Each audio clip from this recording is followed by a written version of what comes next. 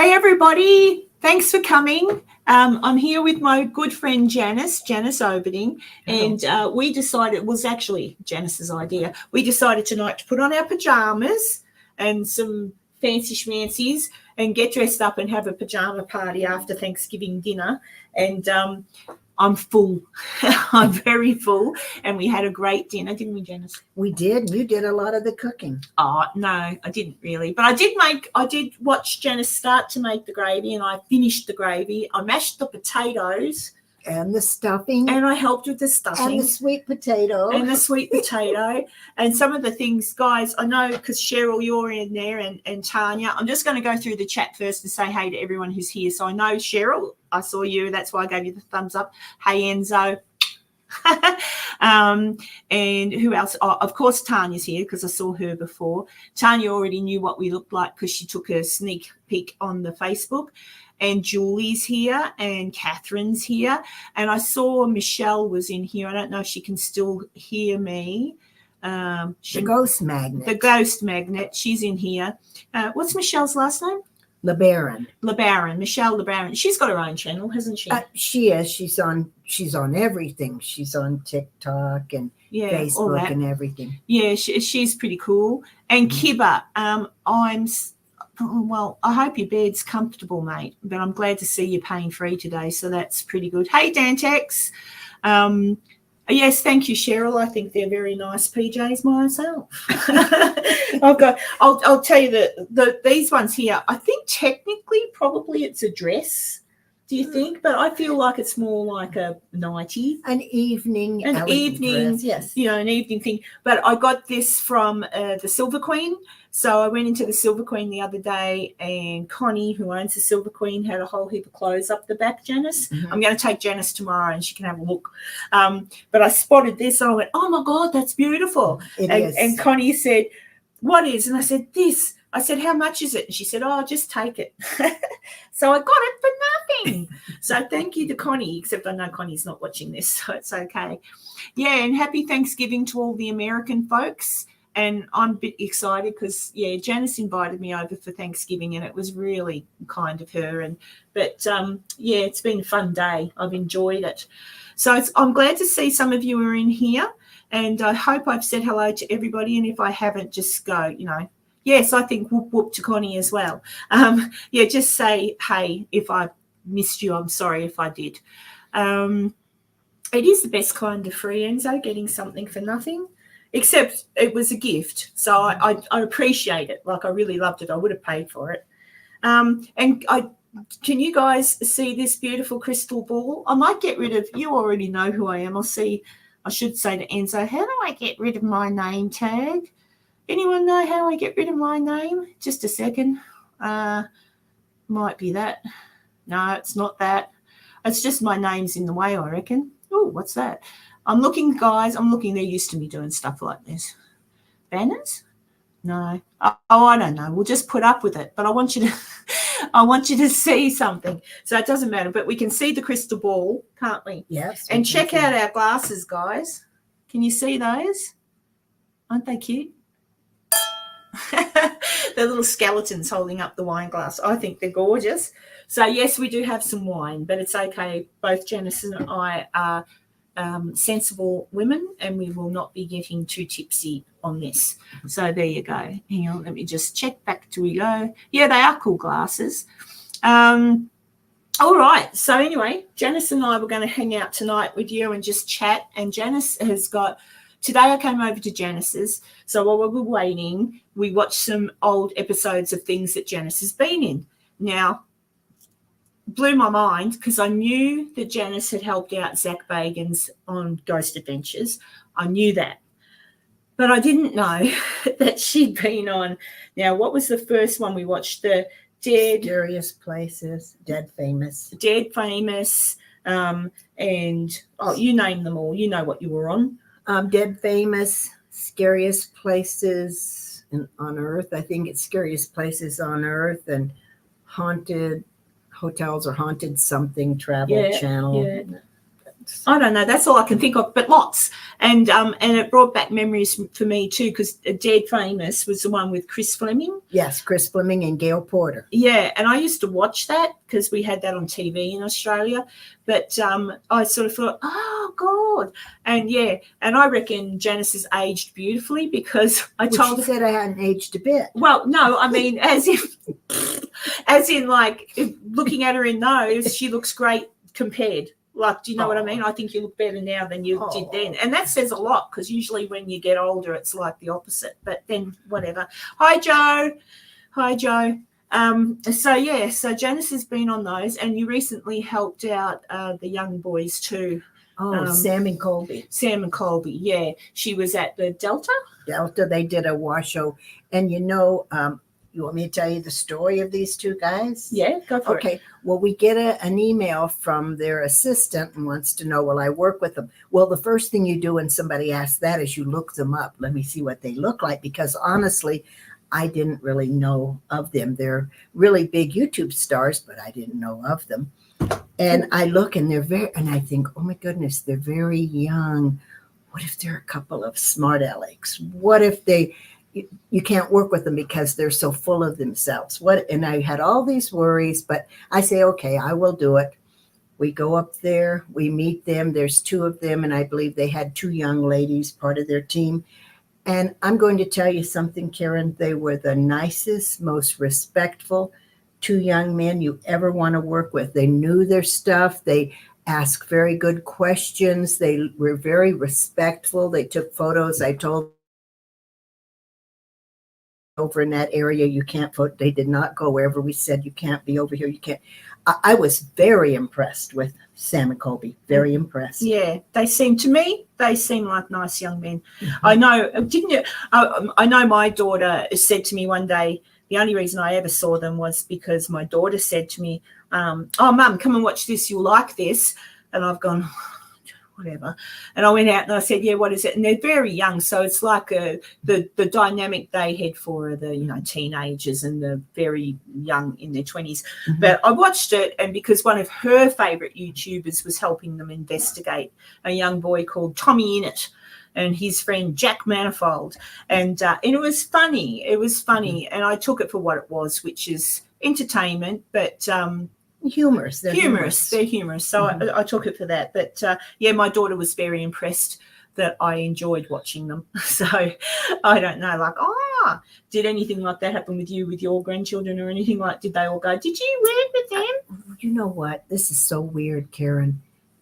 My grandkids and kids, they're not really into the paranormal. Oh, that's weird. I know it is. They're weird. Hi, Shape. It's funny. Janice has got so much experience. It's unbelievable. Actually, when I was watching some of the things that Janice has been on, she was actually around way before anybody else, way before Ghost Adventures. I reckon you're probably akin, maybe even before Ghost Hunters, dare mm-hmm. I say. I think you were. Mm-hmm. And she's done some great things, especially at Goldfield. Why do I say Gold Hill all the time? Goldfield. So Janice has got some pretty interesting stories about that too, which was good for me personally to see today and watch those and think, because I was able to say to Janice while watching an episode, is that real? Or did that happen? And Janice is like, yes, or nah. So she was good, but there wasn't much that didn't really happen. But the Goldfield one was interesting because I learnt a lot today watching those really old episodes that I wasn't aware of, like what it's built on and all that sort of thing. Mm-hmm. It's super cool. And I trust Janice. I trust you with my life. So I know that the stories she's told me, tell them about that seance that you had at Goldfield where the lights came up, what happened there. It was Chris Fleming and some friends of Mark and Debbie Constantino. And Virginia Ridgway, who was the caretaker of the Goldfield Hotel, and Gail Porter and I. And Gail Porter and I, our job was we were the skeptics, and we were to sit there and watch that no cheating or anything. And Virginia and Chris Fleming did this seance. And Mark's voice changed. Oh, yeah. Listen to this, guys. This is spooky. His voice changed, and where he said, breathe me in.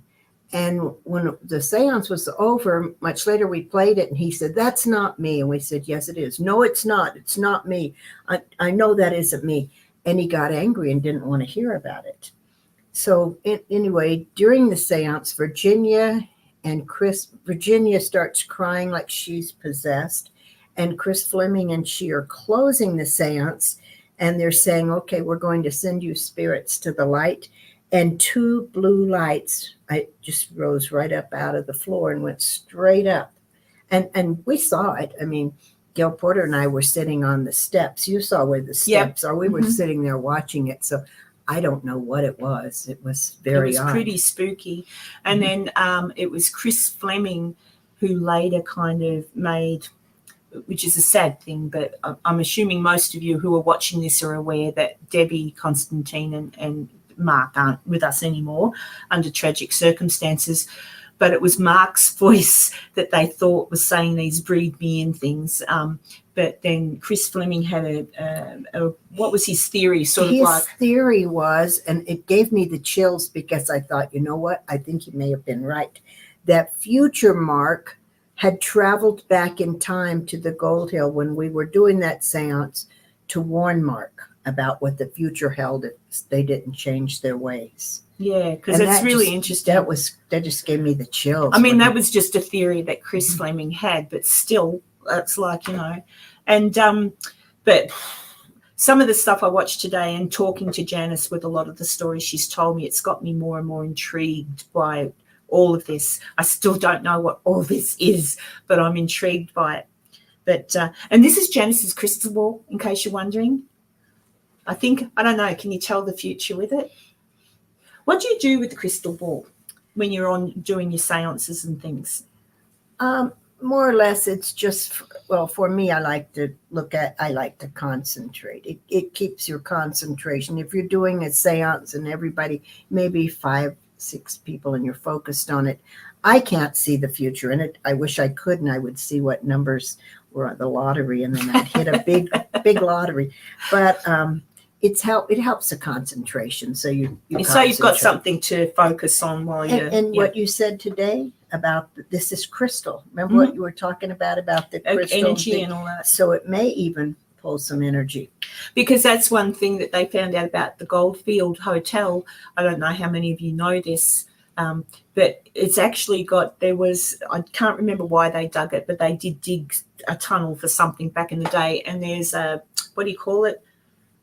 Like a stream, a rift, a line, whatever you call it in mining terms, but runs right underneath the Goldfield Hotel, which is all crystal. They said what it was, but crystals, so that's kind of interesting. Yes. If we're talking about energy, because that's what I kind of think sometimes crystals. And I don't know if Mark O is in here yet. If he is, he can pop up his thumb. Hi, Kevin. But yeah, he does Mark O is one of the subscribers, and he does a lot of crystal work. Like he's got a channel on crystals. Okay. So, but yeah, it's just sort of interesting that these sorts of things, these energy fields or energy things that hold energy can run under certain buildings. And I wonder sometimes about Virginia City as well, with all the all the gold and silver that was there, and there's probably still some there, but you're never going to get to it because you destroy the town. But yeah, you would. If there was an earthquake now, Virginia City would be stuffed. It'd just fall into all the. It'd be maybe a quick way to go. I don't know. What do you think, Janice? You met Peggy, our daughter-in-law. Yes, I did. Okay, well, she always says that she's hesitant the whole time she's in Virginia City. She says it's all honeycomb underneath there, and she's right. She's right. One day it's all gonna fall in, and I don't want to be there when it does. So who knows? Yeah, who knows? Hey, I just wanted to mention I went to the Donovan Mill this week. A gentleman showed me through and everything, and I'm going back on Tuesday to have a proper look at the Donovan Mill. But it's awesome. It's not as big as I expected it would be, the Donovan Mill. I don't know. Yeah, it's just outside. It's in Silver City. Silver City. But yeah, it was pretty awesome seeing that in the daylight, guys. I didn't go there at night time. I wanted to not fall and break my neck. But they've done some great work at the Donovan Mill, and it's getting better and better. So, I'm going to go back on Tuesday for a proper look at it. So that was good. Let's see if I'm missing anybody. I'm just checking the chat, everybody. You know what I'm like. Have I missed anything, Tanya? Tanya's my moderator who will tell me if I've missed anything. And I think I've said hello to everybody. Hi, Dee. Hi, Dee. Oh, Diabolical Debbie. Oh, Debbie was here ages ago. I said hello to Debbie. All right. I haven't missed any questions. Does anyone have any questions? Because Janice has got tons to tell you if you wanted to tell. I did see Michelle said hello to us again before. So hi, Michelle, if you're still watching. I did see it. Probably not paranormal. Hello. You could be right. That's the name of their channel. Probably not paranormal. So we've been doing some fun. And Crow popped in. Thank you. I saw Crow pop in. I don't know if he's still here. But there you go. How many books has Janice written? Well, you might ask. How many books have you written, Janice? I reckon it's more than two hands full. It's tons. 43. 43 books. I actually asked her to get some so I could show you. I've got this one. This one's called Amazing Nevada. I've got a lot of them, actually. But that one, Amazing, I think, is that reading right to you guys? Is that around the right way? It's backwards to me. Amazing Nevada. I've been reading this one before I go to bed at night because it's really good. It's got like little short stories in it. You probably can't tell there, but so you can read like 2 or 3 pages and then you through a story. So if you're ready to go to bed and you just want to read a quick story, but it's pretty cool. It's got, what did I read the other night? There's one just on the Washoe Club alone. Like, there's different things about Virginia City. There's things about Nevada in general. Mark Twain. There's all lovely little short stories. I haven't read that one yet. Bing Crosby's Denim Tuxedo. I haven't read that one yet. I might read that one tonight. But I love this book. So, but wait, there's more. That's the other one I've got, Haunted Virginia City. That's really awesome. Oh, thank you, Tanya. Tanya's put up a link. Haunted Virginia City, that's got all the stories about. And the good thing about Janice's books is that Janice researches really well. And you know what I feel like about research. So all of her stories, she's got to write a new book soon. I'm going to tell her because she has to write one about Tony and whatnot. She gave it, look at that picture of the International Hotel. Can you see that, guys? Oh, hang on. It's probably, I don't know. Can you see that? That's next to this, the International Hotel stood next to the Silver Queen, next to the Fudge Factory, I guess. But there's awesome stories in this as well. What else have we got? Ooh, what's that one? I haven't gotten to this book yet, see, people, so I'm kind of previewing it for myself. There's a Ghost in My Room, Haunted Hotels, Cowboy Ghost at the Gold Hill. Yeah. Ooh. And a friend of mine took a picture of that, and he, this has been 20 years ago, and he was a pit boss. He really wasn't into the paranormal, but he took a picture, and it had a cowboy walking through the door. Oh, and he was a photographer, and he blew it up and brought the picture to me, and I couldn't debunk it, and nobody else could debunk it.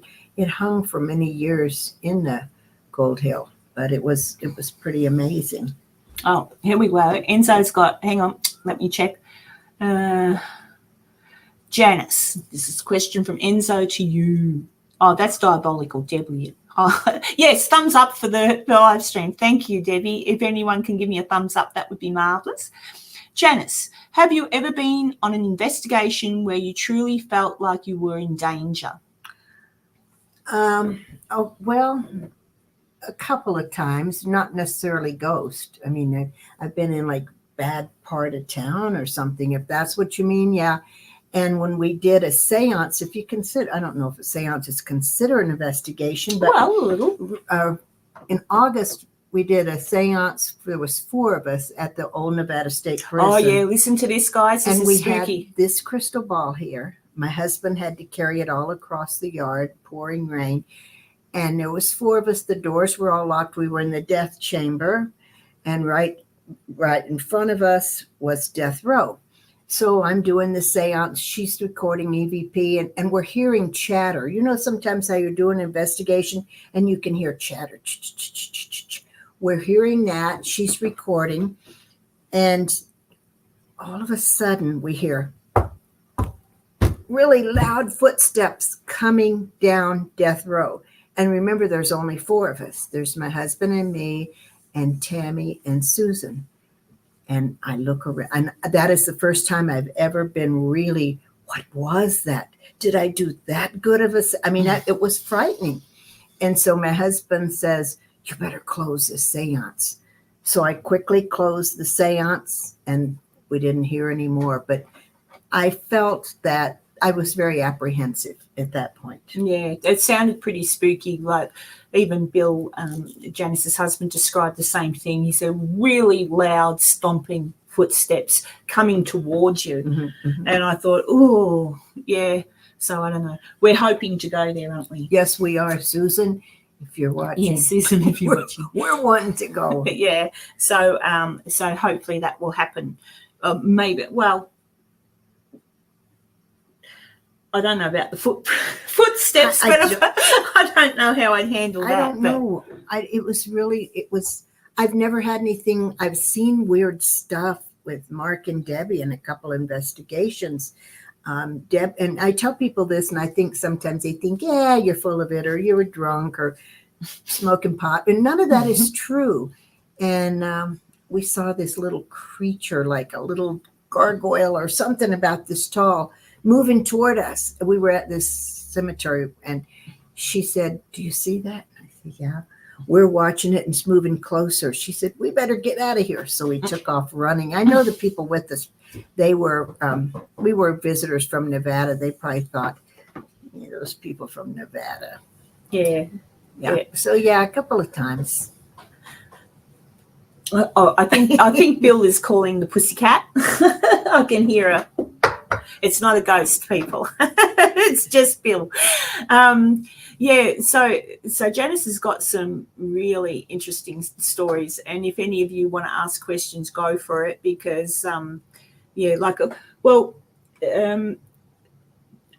else? I wanted to ask you too about when you were with Zac, because Janice has been on a couple of episodes with Zac, haven't you? I think three or four. But I watched the Goldfield one today. Part of it, not all of it, just parts Janice is in. The best parts. Yeah, just the best parts. But that was interesting, because there was a few things there that were really quite interesting that happened, and Janice was there. So Janice was it affected Janice as well. So that was interesting to watch.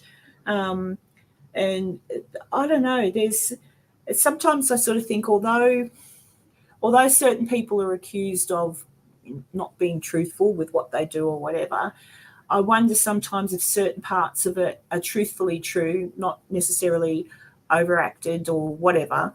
But it was very interesting watching that episode. And I just sort of, I took that in. Anything with Janice, I trust, you see. Well, and I hate to say it, Karen, but in this field, in America, I don't know, but in America, in this field's very popular, the paranormal, and there's a lot of jealousy. And I hate to say that, because you want to think everybody has good intent, and we all want to find out what lies on the other side. And maybe all of us do really want to know that, but there's a lot of jealousy, and there's a lot of, like Zac. Zac succeeded. Zac works very hard. And he does. I mean, and he's not lazy, and I believe that's one reason he succeeded, because he works hard at it. He's workaholic. And there's a tendency to, let's tear down Zac, or if you made a success, let's tear that person down. I don't know why that is, jealousy, resentment. But yeah, there's a lot in this field. Yeah, I think so, and it's visible sometimes. I've seen it happen before. Different people talking about different people, and I think, okay, but then it becomes a sort of it becomes a little bit like, oh, I'm really here to just kind of smile and hope that I can find what does happen, find the truth. I kind of feel uncomfortable when I watch people being horrible about other people. I don't know, but that's how I feel too. But well, there's no reason for it. I mean, there's room for all of us in the field. There is. Oh, absolutely, and on different fields and different. We're all not going to have a museum like Zac, and it's really a cool museum. But we're all not going to have that. Maybe we'll have something else equally. that he doesn't have. Or... Yeah, so there's room for all of us. There's no reason. There's no need to be petty or mean and pick and say, well, this person, because we're all human. We're going to make mistakes. We're going to do things wrong. Yeah, I think so too. And Enzo was just saying there that it's the same in the cryptid and UFO side of things, because Enzo's kind of, Enzo's more into the UFOs and things like that. Yeah, but well, like what you were describing in the cemetery, I would say that sounds cryptid. It was very weird. I mean, like I said, we weren't drinking, we weren't doing drugs. We were just some tourists from Nevada being led to a weird cemetery by people who happened to live in the state and wanted to show off what they had there. And it was very eerie. And Nine Dantex, I won't yell at you for going to bed, but it would be late where they are. It would be late where Dantex is. Yeah, I think so. It's hard to, and there's not very many women. Like there isn't, is there? There's not very many women. Now you're just sore point with me. Nope. In here in America, and mostly it's men. I mean, there's women, but mostly it's men. And being a woman, I think it's terribly unfair. If I were a man, I probably wouldn't. But I don't really know the reason. But yeah, most of the shows, how many shows can you name that have women cast only?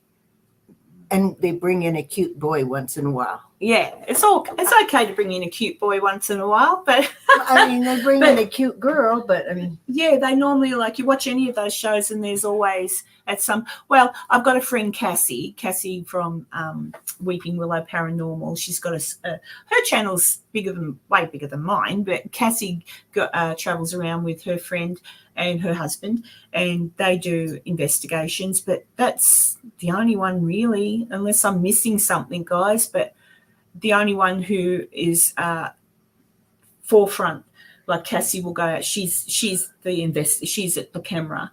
But I can't so think of far any. as the really big guys go, like the ones that are like big, like who's Zac's female equal as far as the shows go? I mean, and this is no slight to Zac, because I adore Zac and I'm glad he's where he is. He worked damn hard to get there. So this is no slight to him at all.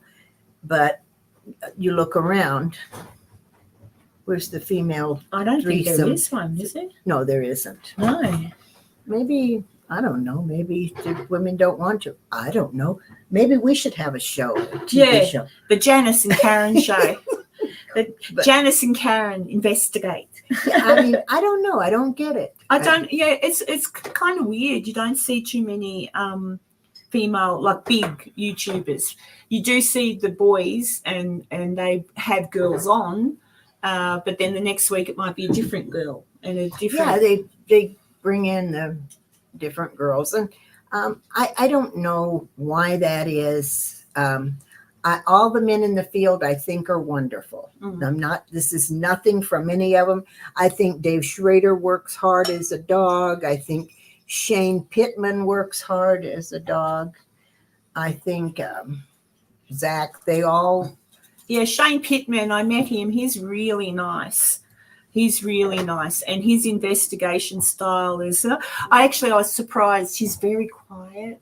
Like you can barely hear him talking when he's speaking to the spirits. He's really polite. Like he's really polite. He's not loud like me. Like I walk in and go, "Hi, it's me, Karen from Australia. Hi." He's a super nice guy. But he was gorgeous. He's really lovely.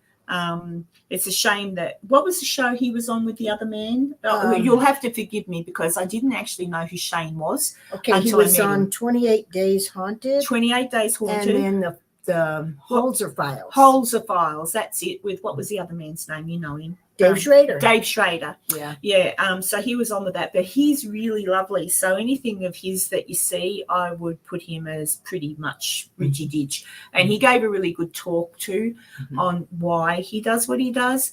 And that was another interesting thing I found, that some of these investigators that I got to speak to on the ComCon 6. ComCon 6, which Tara, that's her name, isn't it? Tara McLeod. Tara McLeod. I say Tara, you say Tara.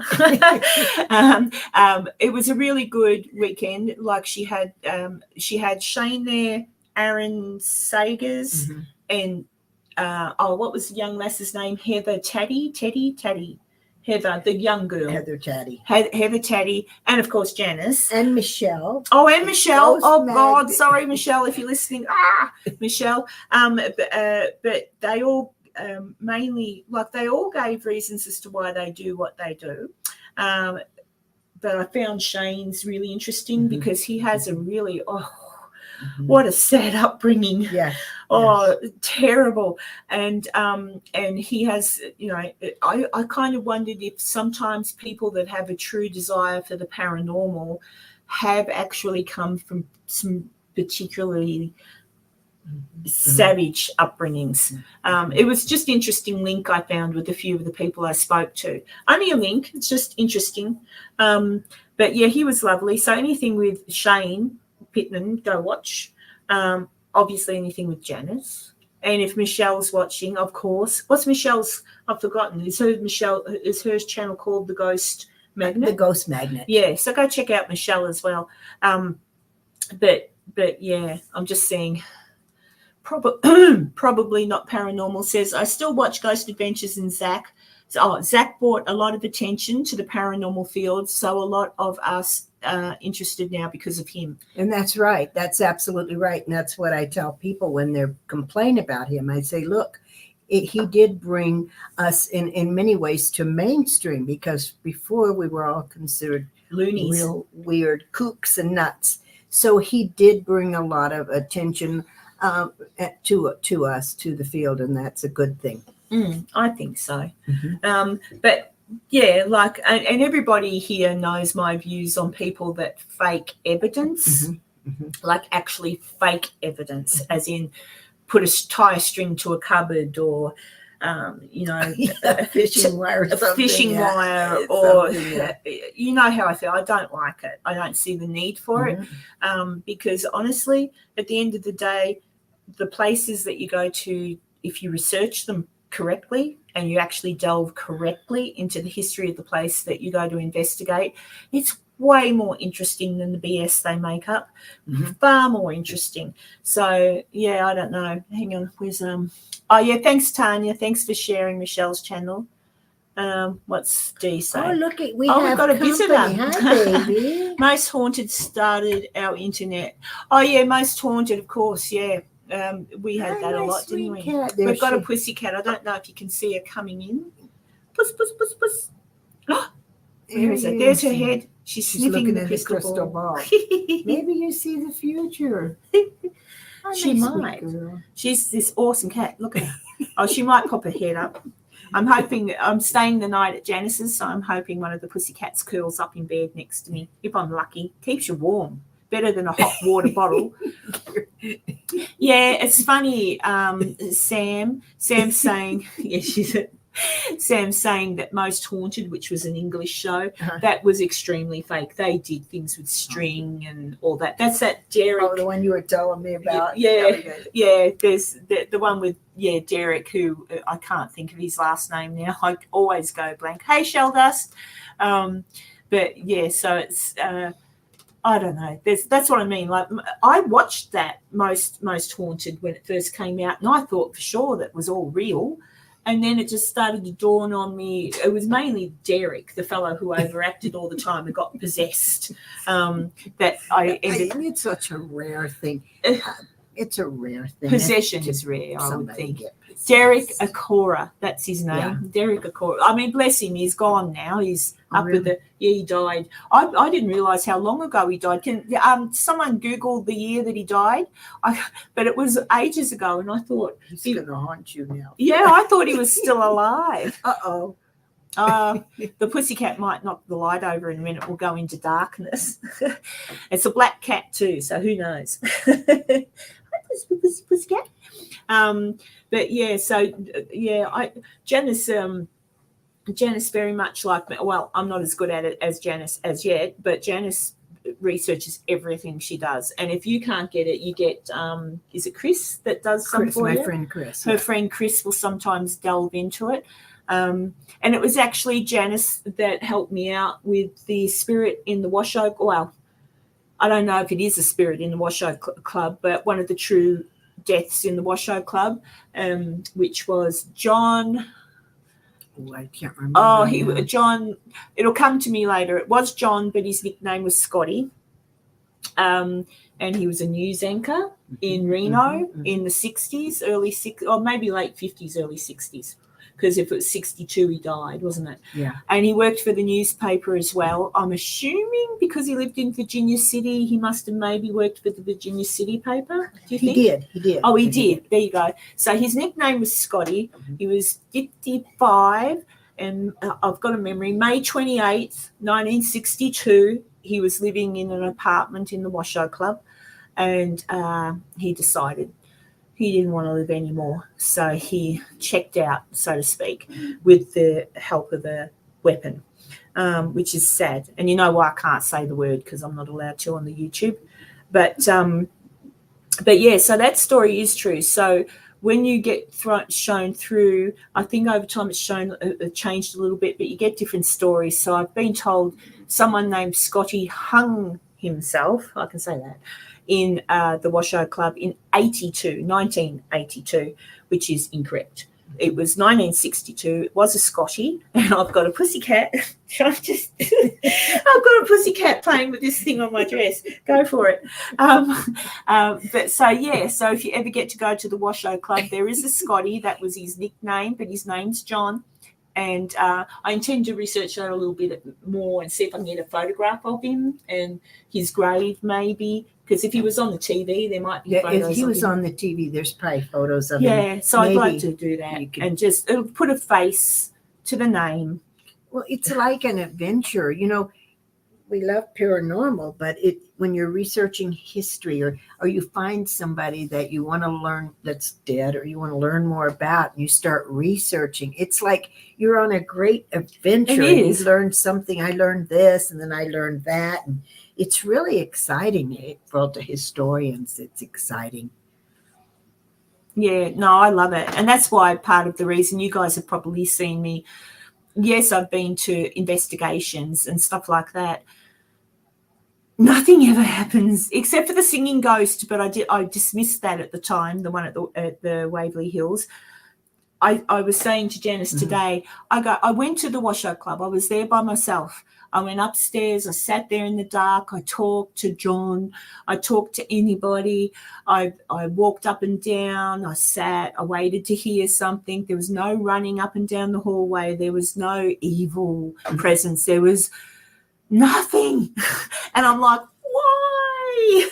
Whereas, other people come out of there the day before and said, oh, we were up there last night after everyone left, and there was people running up and down on the third floor, and there was footsteps. And I'm like, I was there by myself. Wouldn't you think they'd take advantage? So I don't know why it is when I go to these places, nothing happens. And I'm getting angry. And I said to Janice, I said, oh, maybe my son Stephen, who I always have around my neck, and because I've got it's kind of like my good luck charm. I have him around my neck. I'm thinking, oh, maybe his spirit is with me. And when someone else's spirit decides to have a go, he says, bugger off, that's my mum. Don't talk to my mother. That well could be. We don't know. I don't know. Be, Karen.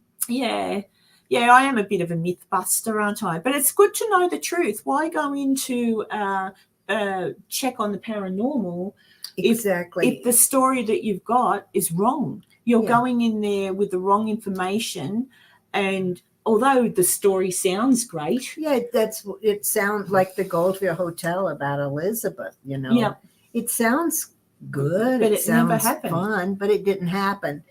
And to me, the real history is always more fascinating than the legends. Yeah, and but yeah, so it was great to find out, because as I say, the story of Scotty was one that it was a man in 1982, and he hung himself, and that was the story, and it's off. It's not right. It was 1962, not 82. Yes, but the other things are right, but no, it was a bullet. And even things like hopefully you guys have all seen my little videos anyway, but like the Sally house, there was never a Sally at the Sally house. It's impossible.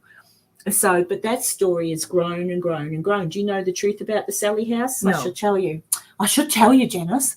So you know the Sally house though, don't you? Mm-hmm. So the story goes that a little girl got taken there late one night, and the doctor that lived there operated on her and she died. Right. And so therefore Sally haunts the Sally house. But it could never have happened because no doctor lived there in that time frame. The doctor that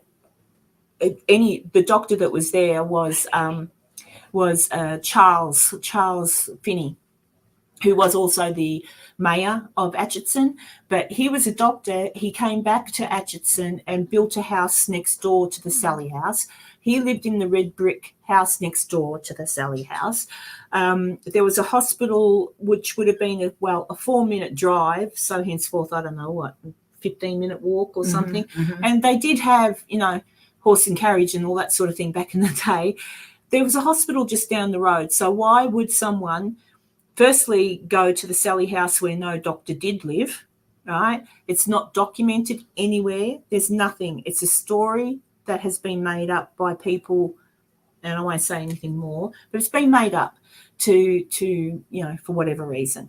But the truth of that house is totally fascinating because quite a few people did die in the house.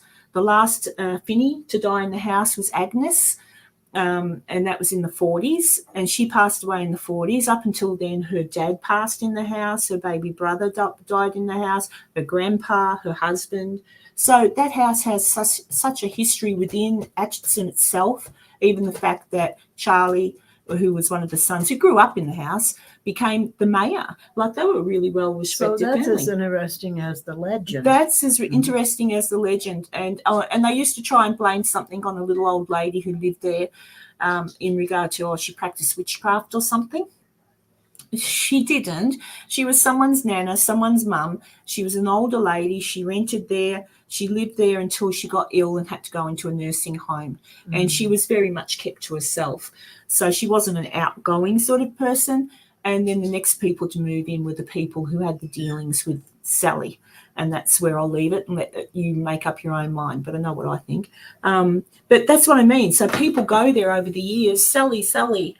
I mean, I wonder sometimes, can you actually conjure something into existence? Yes, I believe you can. There was a case, and I'm not sure of the name of the case, in Canada where they exactly did that. A group of people in the lab got together and created a ghost. You remember reading it? Yeah. Yep. So it is possible. Yep. Kibba was just saying there's a Sally house in the UK as well. Yeah, poor old Sally. She gets around, doesn't she? Well, yeah. She gets around.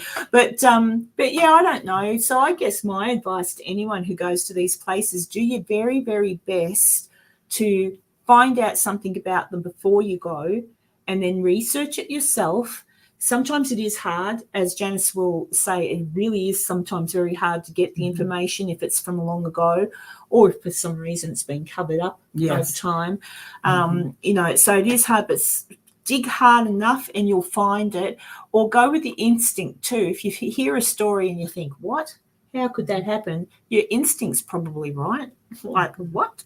But all these places, even in Virginia City, the history of those buildings that are there, the people that built them alone, like when they were built after the Great Fire, like those people, the history of that place is far more interesting than the stories they make. There's definitely something going on in Virginia City. I don't know what it is about that town, but well, like you said earlier about the quartz and the mine, the minerals and the ores and everything, but there was a lot of violence, a lot of violent deaths, crime, stuff like that. Murder. That led to a lot of that. People, according to one theory, if somebody dies before it's their time, violently, and I mean like a murder, say a robbery or something like that, they're mad, they're angry. Because they'd been taken before they wanted to go. I was going to ask you too, in regard to some of the places and people you've investigated with Mark and Debbie. So for those of you who don't know Mark and Debbie Constantino, it was actually Janice who introduced them to Zac Bagans, but they had a real interest in the paranormal. Like they were interested in it, weren't they? Like it was a passion for them. And that's exactly the word they used, is their passion. And they did. And I think in the beginning, it was a true passion, and they wanted to learn more and meet people. I know how excited she was to meet Lorraine Warren and Sylvia Brett. Those. Okay, she was very excited to meet them. But I think, which happens to a lot of people, I guess, we're lucky it hasn't happened to us. I mean, is they wanted to be famous so much that they gave up. That's what they strived for, fame. And I know one time coming back from Goldfield after we had done a local TV show, they started arguing in the front seat. And she said, "You stepped on my lines. Well, you got my camera time." And here they are. They've never been on. This is the first time they've ever been on TV, and they're arguing like two Hollywood people might argue. And I thought, oh my goodness, and that it just went that way. They wanted to be famous so much that I think in some regards they actually lost their minds on what. That's what their total focus was, fame. Yeah, and I think if you do something as a passion and it makes you happy when you're doing it, the minute it starts making you miserable, you've got to stop. It doesn't matter what it is. It could be like with me in my personal life, it was nursing. I loved nursing. It was my passion. But towards the end of that, like only maybe a year ago, it wasn't my passion anymore. It was really getting me down and stressing me out. And I thought, time to stop. There comes time to it. That's not my passion anymore. I still want to help people. I still have that desire to help people, but not through nursing, because it's changed since I became a nurse in the 80s. So it's not the same anymore. Now it's really weird. But I think I don't know, what drives you to write your books, do you think? Where did that come from? Well, that's a good question, Karen. That's a good question. I think it's just that it's a way of communicating. I mean, okay, I've discovered this about, say, this place, like Virginia City. I discovered this and I want to share it. This is what I see. This is how I saw it. And I want you to see what I've seen. I want you to, if I research like this Hollywood book, like the Black Dahlia and stuff, Yeah, this guy. I want you to learn what I've learned, to see what I see, to even feel what I feel. I think writers, I don't know if writers are weird or not, Karen.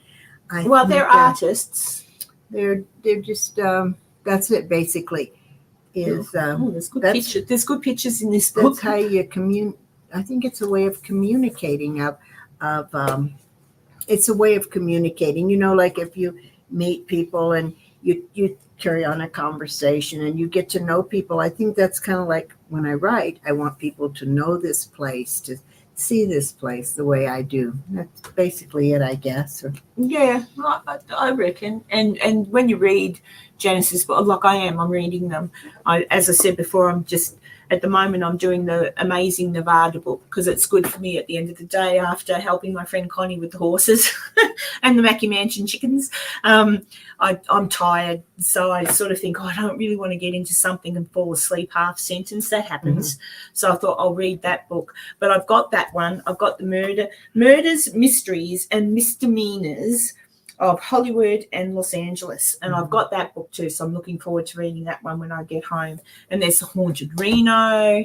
So if you want to know about Haunted Reno, because Reno is haunted too. And it's got a massive, Reno in itself. Where was it Bugsy came first, Reno or Las Vegas? Las Vegas. It was Las Vegas, wasn't it? His wife came here to divorce him because he was, at one time Reno was bigger than Las Vegas. At one time Reno was the place to be. Yeah. Las Vegas was nothing until about the 60s or 70s. And Bugsy's wife actually came here to divorce him. Yeah, Bugsy Siegel, the gangster. But yeah, no, it's just like this place has got such history, and it's just if anyone can ever get, some of you may have already been to Virginia City, but if any of you get to come to America, or if you live in America and you want to come to Virginia City, do it. You'll love it. And people go, there's not, what else is there to see? I've been here now. This is coming on to my 4th week, I think. I still haven't seen everything. I still haven't been to the hospital. I missed my time frame on that was out because it's closed for Thanksgiving week. And by the time they reopen, I'll be on a plane back to Australia. But I still haven't got to see that. I still haven't gone down one of the other mines I can go to, which is in Virginia City. You enter it through one of the stores there. I'm trying to remember. Oh, yeah. Yeah. Anyway, you enter through a store and you get it. And it's an actual mine. Like, they can take you down there. That's cool. Unfortunately, the Delta and the Bonanza are closed now, so you can't get into. What about Piper's? Have you been in there yet? No, thank you reminding me. I have to go and check out Piper's as well. I've spoke to, me girls, men in a uniform. Some of the policemen in Virginia City are kind of cute. So I did make the time to speak with one because I thought it was important to do so. And it was dark, so I bet he thought I was pretty. Oh, come on. But no, I was walking home from the Washoe when I stayed there, and they were still out because there'd been a bit of trouble. But I said to him, he asked me what I was doing, and I said, I'm walking home. He goes, did you see anything? I went, no. And he went, And he goes, have you been to Piper's yet? And I said, no, I must get there. And he told me a few things about Piper's that was interesting. So I want to go to Piper's Opera House and check that out if I can. So that is definitely one place I want to go. And besides that, I did put up a little vote for this a while back, and Piper's won as into who I should what I should go and investigate. So I am going, but thank you just reminded me. And the prison, we've got to try and get in. The prison, most definitely. I want to go there, and maybe Janice will do a seance. And I haven't been part of a seance since I was like 11 years old, and my mum made me do it. So it'd be good to try one with a professional and see how it goes. I'm kind of I always sort of thought, because of when I was little and my mum held one and a glass flew across the room, and it was only me and my mum, so I didn't throw any glass, and I don't think my mother would it. But my mum kept asking silly questions of the spirits. Am I going to get married again? Will I meet someone again? And I'm thinking, if you've got a spirit, I reckon they'll get it. And she kept asking, and the glass kept moving really, really, it was a glass, it kept moving really, really fast. I said, Mummy, stop it. Stop it. And she wouldn't. And she asked again, and the glass flew off the table. And I went, oh. And as that flew off the table, she had a candle, like a Pyrex, Pyrex glass thing. So the glass flew off, and the Pyrex candle exploded. Ooh. That was enough for me. I was 11 years old, and I yelled at my mum and said, I'm never doing that with you again, Mum.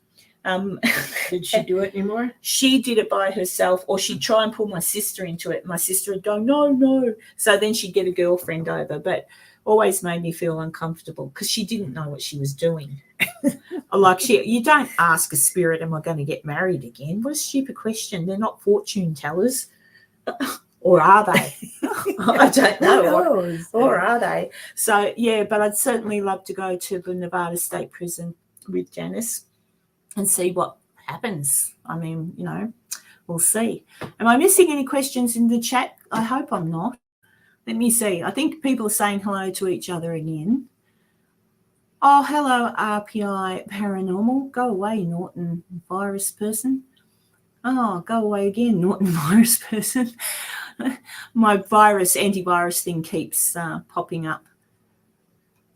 Whoa, Enzo? Did I miss something from you, mate? Enzo's really good at asking questions.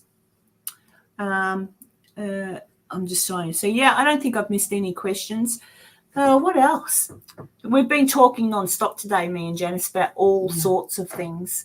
But we have thought possibly of doing something together about Virginia City and kind of enlightening people more on the history, more not knocking out the ghosts or anything like that. I don't mean that. But from a female perspective, going in there and showing you the history of the place. Right, the history, and because that's always interesting. Oh, it's always but history in relation to who lived there, what they did, how things started, and kind of like let you know, and then in passing, obviously address the stories related to that property. So once we tell you the truth and the history, we can address certain it's like things. This, Karen, I don't know, have you probably not, but Charlie Chaplin, the old son. Yeah, Charlie Chaplin. Well, he did a film, and I can't remember the name of it. Maybe somebody remembers.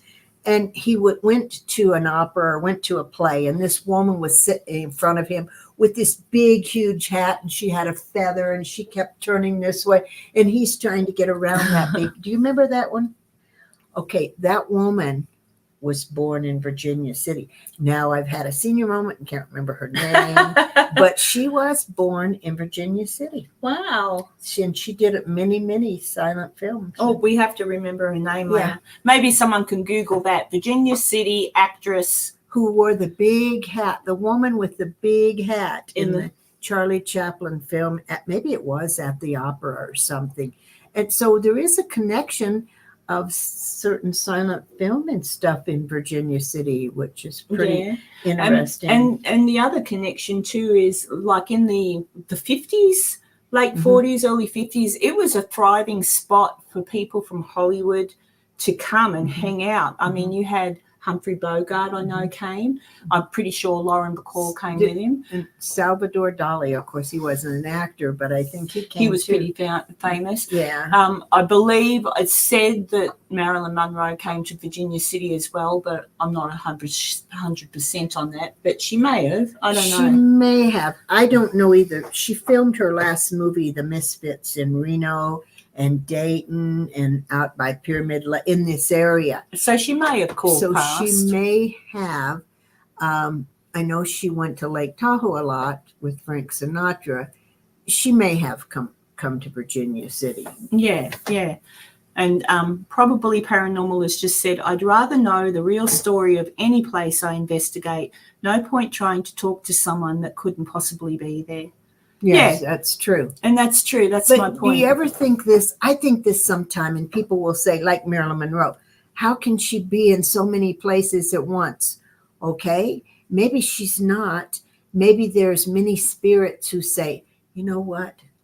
These people want Marilyn Monroe. I'm Marilyn Monroe. Yeah. How do you do? So, I mean, maybe that's spirits can pretend to be somebody they're not, and that causes some confusion too. I don't know. Well, I think I don't know what it's obviously because I'm still alive. I don't know what it's like when you get to the other side. But me as Karen, if I were like I am now when I'm dead, like my sense of humor, and I happen to be hanging out somewhere I used to like and just sitting there, and some ghost hunter comes in and goes, Marilyn, are you here? I'd sit there for a little while, and then I'd FUCK with them. I really would. I'd go, I'm going to have fun with these people because they're annoying. So I'm going to say stuff like, I'm here, or whatever. Like I would screw with people. So I could sometimes wonder if people on the other side, if they're there, if they think that, like, but you know, look at the Mackey Mansion, look at the Washoe Club. Just about every single night, there's a group of people go in there and ask the same questions. And it's usually, can you tell us your name? Do you know you're dead? Do you know you're dead? How did you die? And I reckon by now the spirits are like, oh, geez, can we get one night of freedom? So I reckon maybe when I went in there, that's why they didn't talk to me, because they thought, oh, she's only by herself. She's not that loud. I am. She's not that loud, so we're not going to answer anything. We are going on a holiday. We're going next door to the karaoke, you know, whatever. I don't know, but I know if I could screw around with someone and have some fun and scare them, I would, if I was a spirit. Yeah, and I think they do that sometimes. Yeah, I really do think I would. I'd love to scare them. And so if I living think like that, then it's possible that your personality carries on. Or give them misinformation. Or giving them misinformation. That's possible. What is probably not paranormal says, I will be a trickster spirit, but I will only haunt fakers and really scare them. Yeah. Oh, yeah. What's Tanya say? Edna, hang on.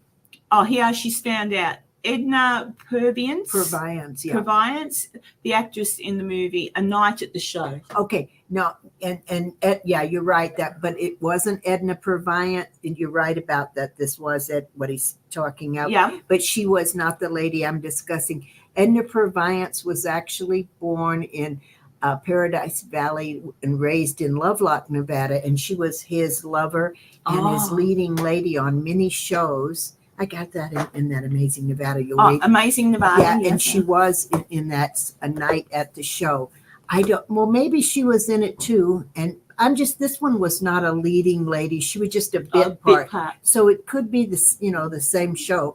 But he sits there and this woman is, and I don't know if he cuts the feather off or if he pulls the feather, but that woman, I wrote about it in the Virginia City page. But anyway, yeah. Edna Purviance is she doesn't get her dues, I think, as far as Nevada history goes. Yeah. So and that's what I would like to look into, to all of the, like, everybody knows Mr. Mackey. Everybody, well, not everybody knows who Lucius Beebe is, but you know, a lot of us know the main male characters. I'm just Bill's hovering. What do you need, Bill? You can speak, Bill, because I know I'm talking to you. Oh, okay.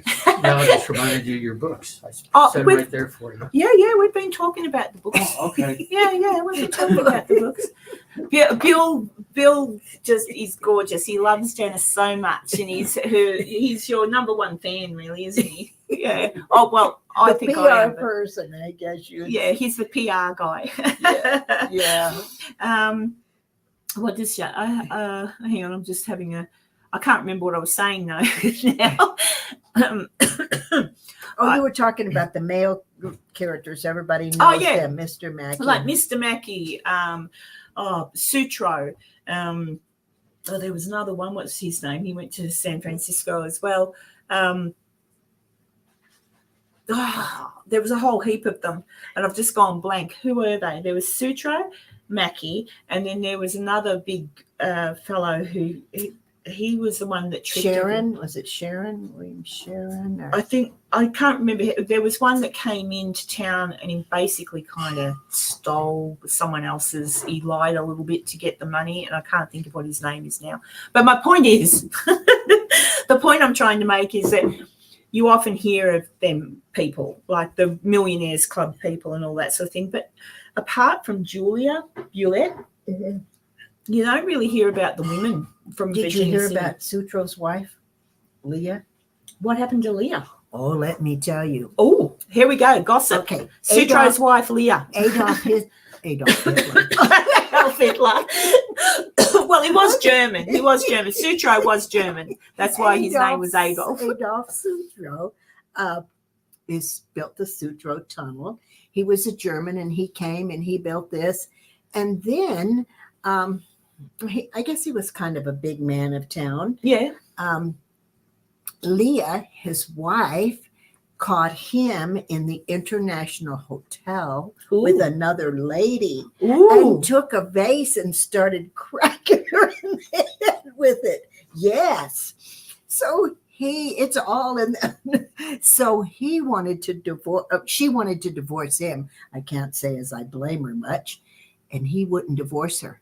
He did not want to divorce her because he didn't want to give her half his money. So for the rest of their lives, he persuaded her to stay married. They moved down to San Francisco. He built her a big mansion, and he kept her in a style where she was very pleased, didn't go without anything. And he moved another lover in, and they had children. Oh, wow. And when Leah died, did Leah die before him or after him? I'm not really sure, but it's a scandal. They don't tell you about it. The tunnel. You heard it here, people. The scandal of Sutro and his wife Leah, and the vase hitting the lover on the head. I don't know why she didn't clobber him with the damn vase. I think it's instinctive to clobber the other female. Same as it's usually instinctive for a man, rather than grab his cheating wife, to grab the man and punch him. Like, it's funny that. I don't know. I don't know, because it was, I wrote about it and put it on the Virginia City page, and some people didn't like the story.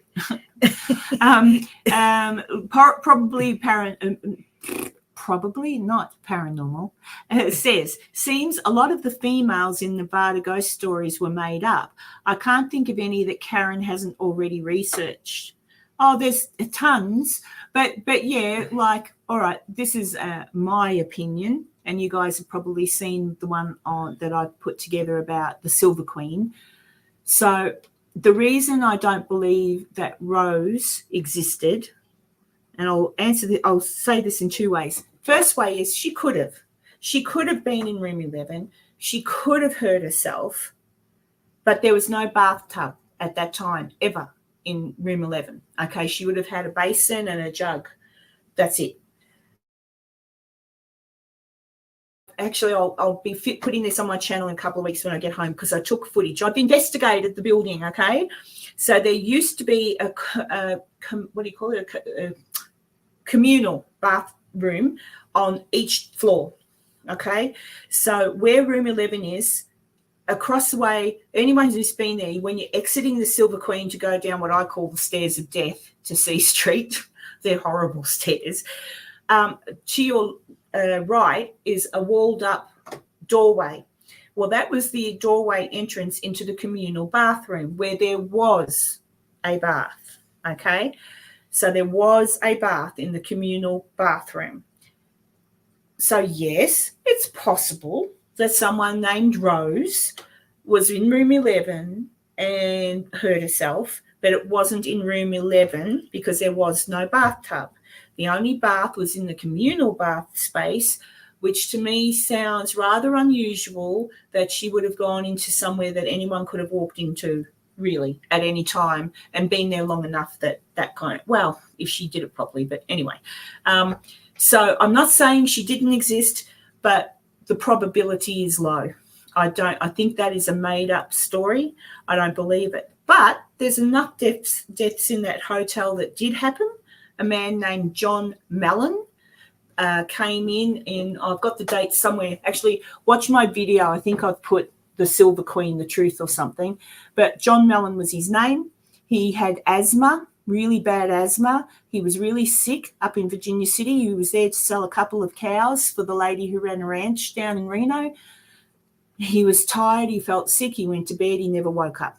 And he was found the next day. So he died in the hotel. There was Benjamin Ballou, which was the young fireman who passed away, or well, didn't pass away. He was murdered down in the bar, which back in the day wasn't the Silver Queen. It was the Capitol Saloon. So he had a bit of a fight with someone out the front. Oh, what was his last name? Shepherd or something like that. Anyway, he had a fight with this fellow at the front. They had words. I think Baloo called him a name, came back inside, running in, saying, help, help, he's going to shoot me. And everyone yelled out at the fellow, don't do it, don't do it. But he did, and he shot young Baloo dead on the floor of the Capitol Saloon, which is the Silver Queen. And the other death, of course, which we've got to be careful talking about it, but there was a lovely lady called Jerry Eaton. That was their last name, wasn't it? Jerry and Carol Eaton.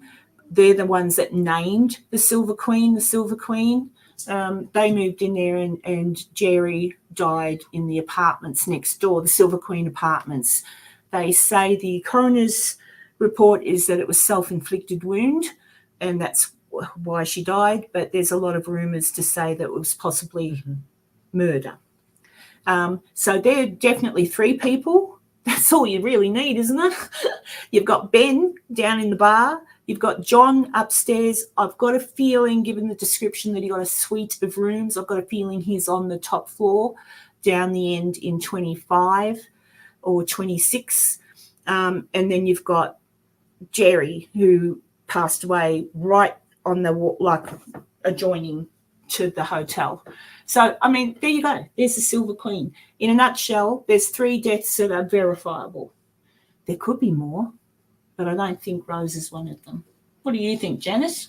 Janice is more of an expert, and she probably knows more about the Silver Queen than I do. No, I agree with what you're saying about Rose. I agree. I'm thinking what she said about the ghost of women being not real. I mean, well, yeah, Nevada women, a lot of them are made up ghosts, and basically, I'm thinking the Goldfield Hotel. Elizabeth is a made up. Well, she's not made up, but it's based on a true story of a prostitute named May Britt. So I think sometimes there is a real woman. They just decide we're going to make her story better or embellish it, if you will. And I think that's how sometimes Nevada ghost women might yeah, I think appear. So. Tanya is asking, is it Phyllis Allen? Tanya is asking, is the actress in the Charlie Chaplin movie Phyllis Allen? Does that sound right? Tanya's obviously, thank you, Tanya. Tanya's really trying. No, I did write about her in the Virginia City page, and I can't remember now. Doesn't matter. We'll get to it, Tanya. Ecto Portal, hello. Room 11 is haunted by tourists knocking on your door when they are trying to sleep in there all night. Room 11 is haunted by tourists knocking on your door. I get it. When you're in room 11 and tourists knock on the door. Yeah. And I believe that happens sometimes too. If sometimes if people think you're into ghost or you're investigator or you're interested, they'll play with you, like they'll screw around with you and play jokes and stuff. They do. Oh, well, I'll be honest with you. You did that? I had to help Connie with something at the Silver Queen, and I heard people, they were in room 11, but they had the door slightly open, and I was walking down. I had to get tissues, all right? I was helping. And I heard him saying something, and instead of, normally if I see anyone in room 11, I tell them what I know, so that they at least maybe can ask questions to who might really be there. But I didn't, so I tiptoed, and as I went past, I went with the door, and I heard him go, and then I just laughed, and they didn't even come out. I just laughed and walked and put the tissues where I had to and come back out. And so I'm guilty, sorry. So I hope those people aren't watching and thinking that the ghost Rose shut the door. But I have, because I don't know, I shouldn't have done it. But it was before it was getting dark. It was late in the afternoon. So I don't know that they were really investigating. I think they were just talking about the fact that they're in Rose's room, and I couldn't help myself. So I'm sorry. But there you go. My friend, the people in chat, Kibber and Shell Dust, talking about operations. So I'm glad you're really concentrating on the conversation, Kibber and Shell Dust. But they're having a good chat about it's kind of like that scene in Jaws where they compare scars. Yeah, I think that's what Kibber and Shell Dust are doing. They're comparing operations. Tanya says, oh, yeah, Tanya heard what I said about shutting the door. Or should we call you Rose? Yes, call me Rose. That's a pretty name, Rose. It is pretty. Yeah, I would have liked to have been a Rose. It's far more sweet than Karen. I don't think so. Well, this is completely off subject, but while I was here, I was in Walmart, and there's actually I think it's a card game called Karen. And it says on the front of the thing, it says, Karen says, take me to your manager. And I'm like, oh, God. And I walked past it. Yeah. But then my friend Connie convinced me to go back and buy it. So I've got a game named after myself. And all it is how Karen is a troublemaker. Yeah. Oh, dear. Oh, thank you, Kiba. Kiba was listening to me. So very good. Oh, dear. What's Ecto Portal say? TBH. I'm not sure what TBH is. I'll figure that out soon. I did leave the door ajar with the lights off. Oh, to be honest. Okay, gotcha. To be honest, I did leave the door ajar with the lights off and let people try and open it and peek in, and then I scared them. Oh, so you stayed in room 11. Yeah. Yeah, why not? They shouldn't be. Look, Connie, the owner of the hotel, she does let people go through and have a look. And if it happens that room service is there cleaning some rooms, they're allowed to have a look at the room. We say, yeah, this is the room, and show them. Well, not we. I don't work at the Silver Queen. When I'm there keeping Connie company when she's cleaning the rooms, she'll show people through. Or if I get time, I'll tell them little tidbits that I know. And they're always fascinated, but they're always happy to hear the truth, which is good. But Janice, this is Tony A. Janice, this is Tony A. Oh, Ecto Portal. Tony, that's Yul Brynner's father. What? Yul Brynner's father. I do tell because Yul Brynner's dead, so Tony must be ancient. Are you talking to us from the other side, Tony? What do you mean, Yul Brynner's dad? A doll. He has a Yul Brynner doll. That's the one I took to Alaska. The one that keeps going. I'm with you. The Yul Brynner doll went to Alaska. I'm on it now, Tony. I'm on it. Oh, it's good to know someone else has got a sense of humour like me. Thank you, Tony. Oh, dear. Oh, well, that's good to know. Someone's in here that, teach.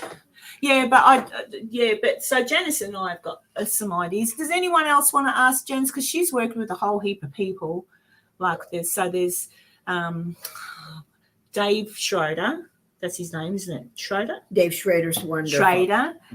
And she really likes him. She really likes Shane Pittman. And I do too. I think Shane's a sweetheart.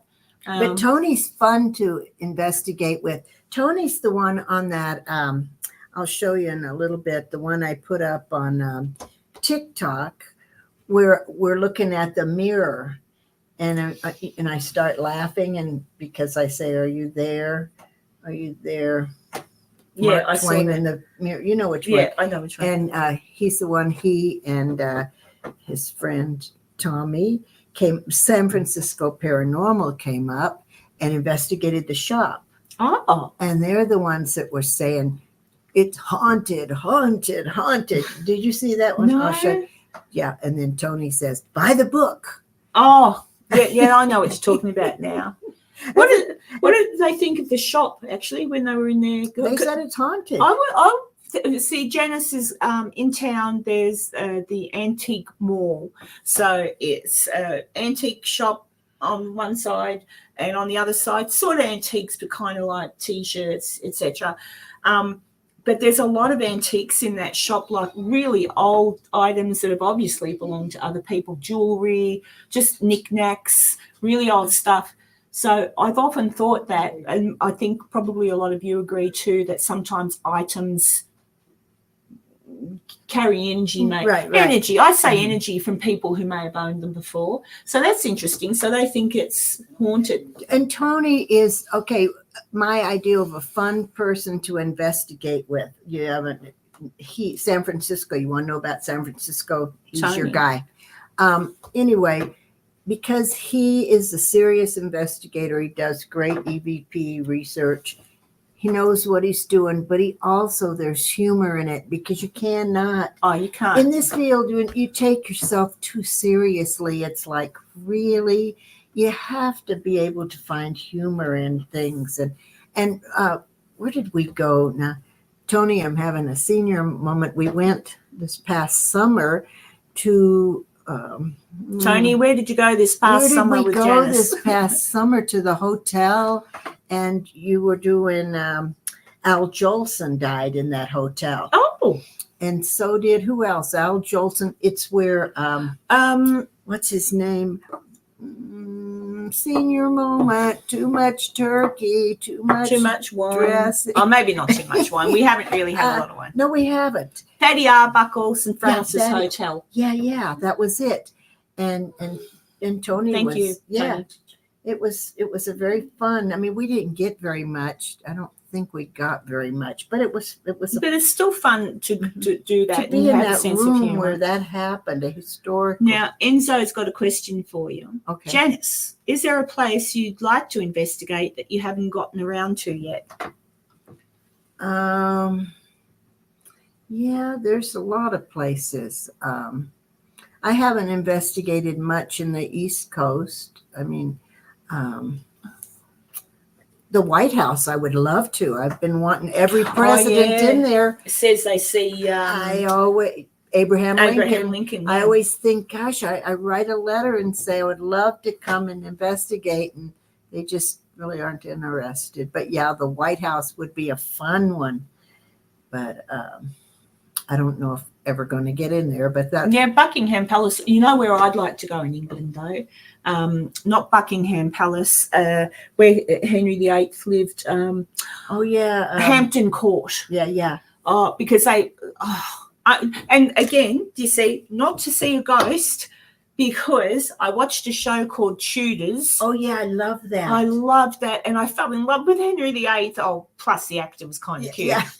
But I thought nothing like nothing, VIII, nothing, but he was cute. Yeah. And I thought, and just the way they played that, I fell in love with Henry VIII and the whole history of the thing. So I'd like to go there because of the history. Like to actually walk down the same halls. That's how a history that played out. And today, when you were talking about time slip, we talked all day. We talked all day about stuff. Do you remember the case in Paris of the two? It happened in the 30s. The two, I believe, they were school teachers, and they were at Marie Antoinette's garden, and they're walking along, and I think it was the 30s, and all of a sudden they're back in time into Marie Antoinette's. Do you remember that story? I do. So yeah, that was. And that's one of the things you listen to and you think, oh, is that real, or were they telling tales? But I really do think one day, maybe not while I'm here, but one day something will come up that it's got something. Maybe it's not what we think it is at all. Do you know what I mean? Maybe it's something to do with time or energy that I was saying today.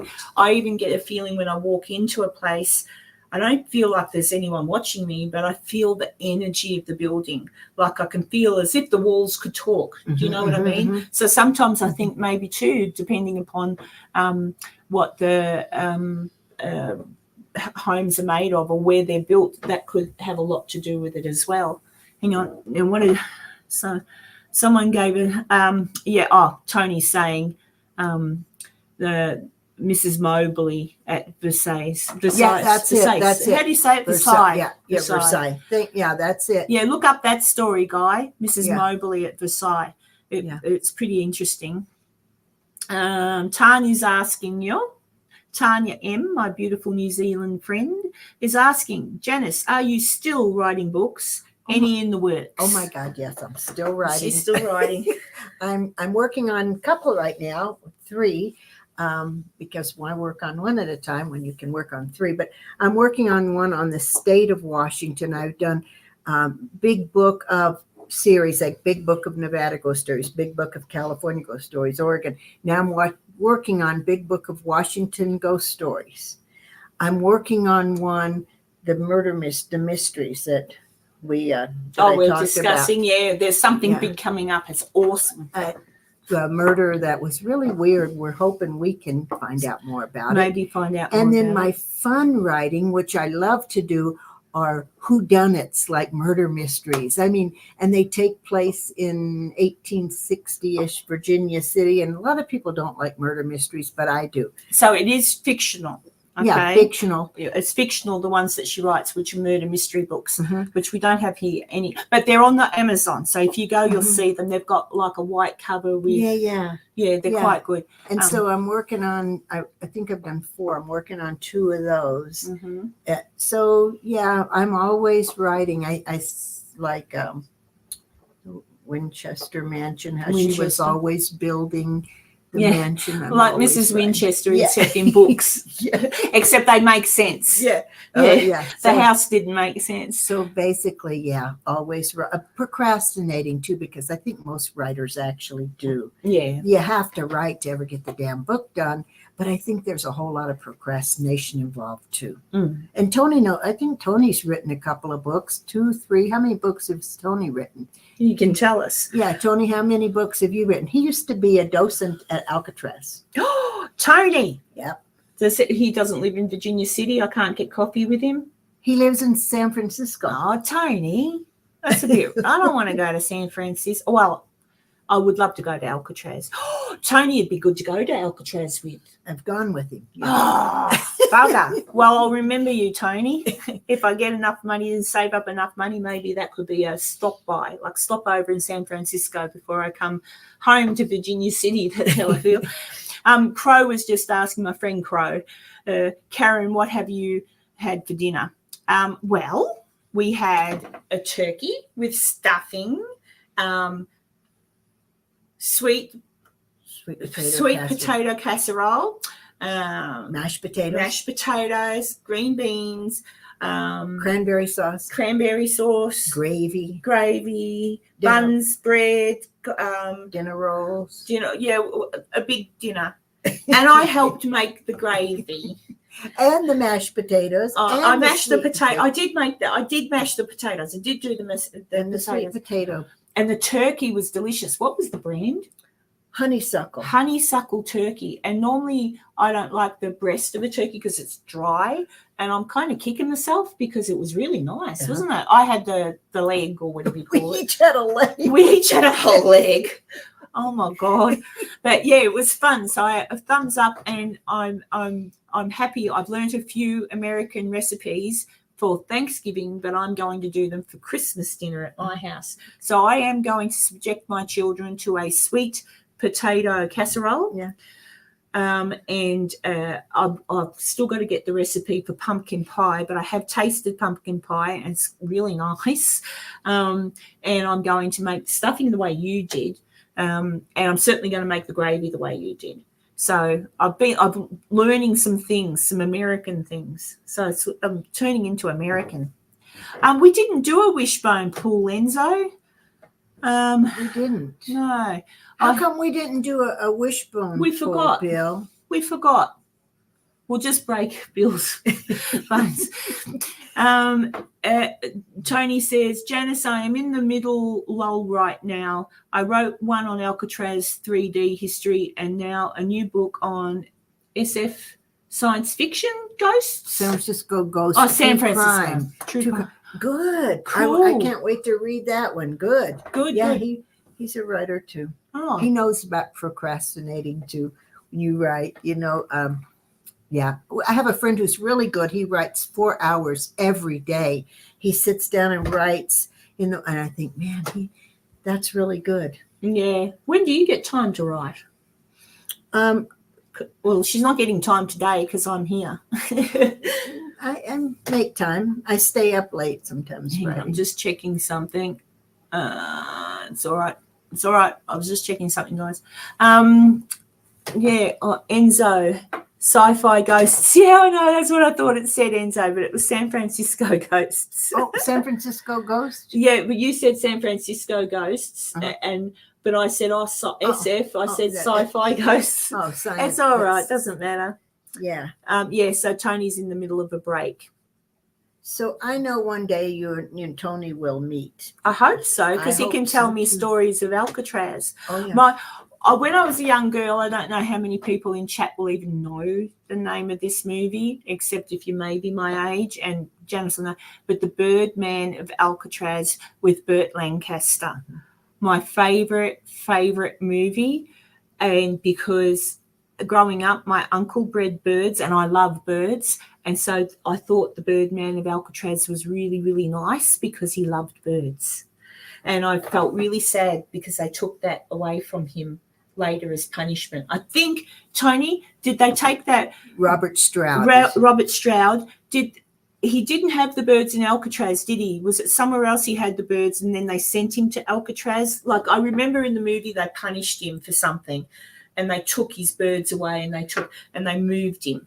Tony will probably know the answer to that. But he will. Oh, they are. He said the movie is about 15% truth. Oh, how much percent? 15. Oh, yeah. Let's see what ends. Yeah, probably. Much like some of the stories in Virginia City. I took, this is Enzo, I took the tour of Alcatraz back in the 90s, much smaller than I imagined it to be.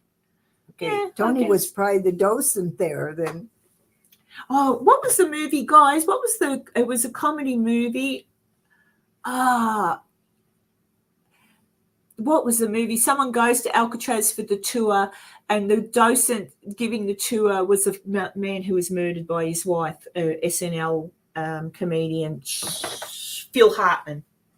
I don't know. Tony will probably know. But Tony will probably know because Phil Hartman was a comedy person. He was on Saturday Night Live for the longest time, and then he went into movies. That was a sad story. Yeah, and then his wife killed him. But he was in a movie, and I can't remember what it was called. So I Married an Ex-Murderer. Thank you, Ecto. So you do know it. But he plays, Phil Hartman plays the docent, and he's walking people through, and I can't remember. He says something along the lines of, it gets worse and worse what he's saying to the visitors. And he says something about take your eyeballs out. Eye socket. And I'm like, oh, my God. He did it perfectly. So I always imagined that might be what a docent on Alcatraz was like. Yeah, So I Married an Ex-Murderer. That's right, because they were trying to have a conversation, and this Phil Hartman's getting angrier and angrier. Oh, here we go. Tony's going to tell us. See, isn't this handy? We've got an Alcatraz expert. He had the birds in Leavenworth, and they took him away and sent him to Alcatraz to have no birds the whole time. Thank you. That's how I remembered it. Yeah. Which I thought, I remember watching the movie, 15% true, doesn't matter. I remember watching the movie and thinking, oh, how that would have been a worse punishment than putting him in the hole, I reckon. Because, and he wrote a book. He wrote a book on diseases of birds. I did not know that. Yes, he did. Someone look that up for me. Where's my Tanya? Robert Stroud. Yeah, he wrote a book on different diseases of birds, and I still must get my hands on them. Oh, here we go. Tony says, I met the Birdman's great nephew on the Rock, took him on tours and showed him his great uncle's story and cells, etc. Really? Oh, let's see. Murder in the First with Kevin Bacon was 5% truth. Well, I'll make sure I don't watch Murder in the First. Yeah. Oh, well, look, I'm a bit of a fan of old movies, and I thought Burt Lancaster was an incredibly good-looking man. So, I don't know. Oh, you know what I was watching today, guys, and you'll think I'm stupid? Cheyenne. A show called Cheyenne. Was it a series, a black and white series? Black and white, with Clint Walker. Yes. Girls, look up Clint Walker, Cheyenne, not old Clint Walker, young Clint Walker. I was watching this old black and white show because that's what I was watching it, and he was doing up his shirt or something, or he was undoing it. I think he undid his shirt. There was a bit of a fisticuffs or something, and he undid his shirt. And he's a massive man, like huge man, really handsome. And he took off his shirt. And, normally the actors back in the day would take off their shirts, and they didn't really have abs. They weren't fat or anything, but they just had girls, he had form. And I thought, my God, so I've got a bit of a crush on a dead man. I call it dead people crush. I've got a dead people crush. Like I was watching him thinking, wow, you were really good looking. Like, he was super handsome. Look him up, Clint Walker. Cheyenne was the name of the show he was in. Just a side bit. So showing you I'm even more crazy than what I am. Oh, the Birdman's nephew looks exactly like him. Oh, that's a bit of a shame. Look like Burt Lancaster. Oh, if you look like Burt Lancaster, that's different. Get me his number. Did he look like Burt Lancaster? Or? All right, Catherine Morgan. It was Dee Morrison, Karen. What have I been talking about? Because now I don't know who Dee Morrison is. You've got to be quick, Catherine. Did not look like Bert, says Tony. Oh my goodness. I'm just double checking something again. Hang on. I'm just making sure. I'm just checking my emails because, I'm just checking. Tony and I investigated the gold field before. Did you, Tony? Yeah. Oh. And the Mizpah. Oh. Yeah. And the haunted air base. Which haunted air base? The one in Tonopah. Oh, there's so much I've got to learn, guys. I've got to maybe, you can't rob banks anymore because there's no money in them. So that's no good. And then I'd get arrested anyway and put in jail. So we can't have that. So I'm just going to have to make my money the old-fashioned way and work. I could have said the really old-fashioned way and said on my back. That's what I was thinking when you said that. I'm waiting. See, Janice is just like me, the old-fashioned way, on my back. Well, Tony says Tonopah was awesome before they reopened. Yeah. 10 years ago, says Tony. Yeah, it was a while back. Mm-hmm, mm-hmm. Oh, bird diseases. Dee Morrison. No, it was, no. Oh, now I get what you're saying. Oh. No, Catherine, it was the Birdman of Alcatraz wrote the book, and his name was Robert Shroud. I think that's how you, S-H-S-C-H. No, S-H. S-T-R-O-U-D, I think, Stroud. Robert Stroud. Tony Stroud. will know that one. Tony will know. He can put the correct. But, yeah, he wrote a book. There was a book. I don't even know if it wouldn't still be in print. It could be available, though. It could be, yeah. Thank you, Tony. That's how you spell it, Catherine. But, yeah, so yeah, I've got plans to try and get back here again next year. I'm thinking spring. Yes, spring, because in the summer it's really crazy. busy and hot. Tony was supposed to come up in October, September, October or something, or November. I don't know. Oh, there we go. I can show everyone a picture of Enzo's just found a picture of Clint Walker. Hang on, let me see if I can do it. I can't do it. Hang on. I'll do it myself. Oh, no, I won't, because then I'll have to. Oh, wait on. Enzo! I should put Enzo on so he can share it with me. But it's girls' night tonight, Enzo. Even though you're one of the girls, it'll have to be.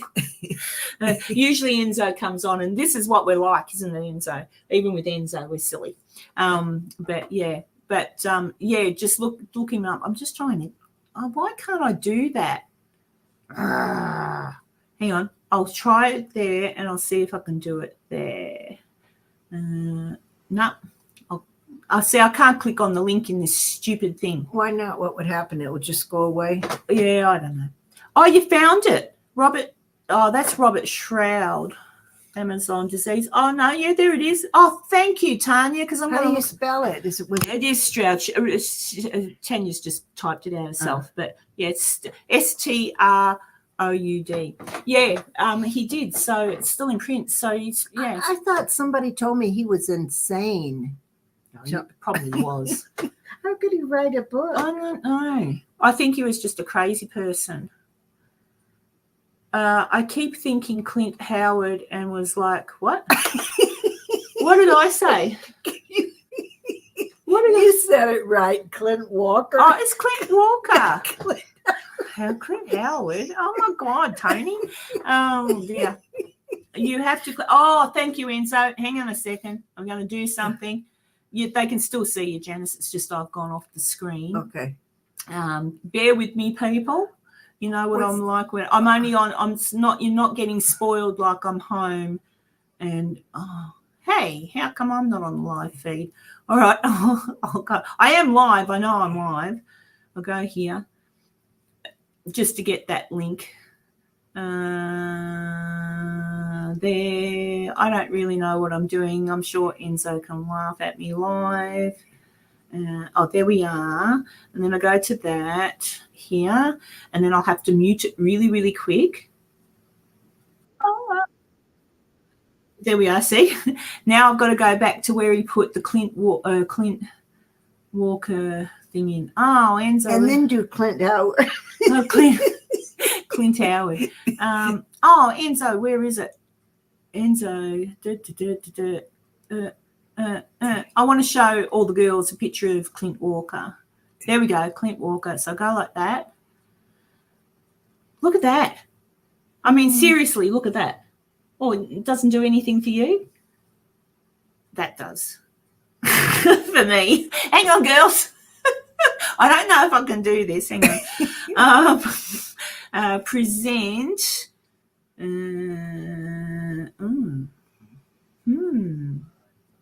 Why won't that? Share screen. And then I go to here. And then I go share. Oh, you're going to put him on there too? Yeah, hang on. And we go, see? We're here, and there's Clint. See, girls, what do you think? I mean, this is 1950-something. Where's Clint Howard? There is no Clint Howard. Are you sure? That's Clint Walker. Stop it. Anyway, I'll stop sharing now. There we go. At least I don't think there's a Clint Howard. Who's Clint Howard? It's an actor, isn't it, or is it? I don't know. Tony, is there an actor named Clint Howard? Oh, hang on. He was Hannibal Lecter. He was like Hannibal Lecter. Oh, you're talking about the guy who used to... No, that's someone else, isn't it? I thought he was a child actor. Maybe I've got him mixed up. Oh, you're up. Thinking of Ron Howard. Maybe. Richie Cunningham. Or who was he? Gooby Dooby, something in the... anyway, he looks like it. Yes, he does look like Henry Cavill a little bit, Tony. He does. Yeah, but anyway, he didn't age well, but he was certainly good looking for back in the day, I thought, you know. Do you want Clint more Howard. Wine? Do you want more wine? Yes, please. Please, Bill. Thank you, Bill.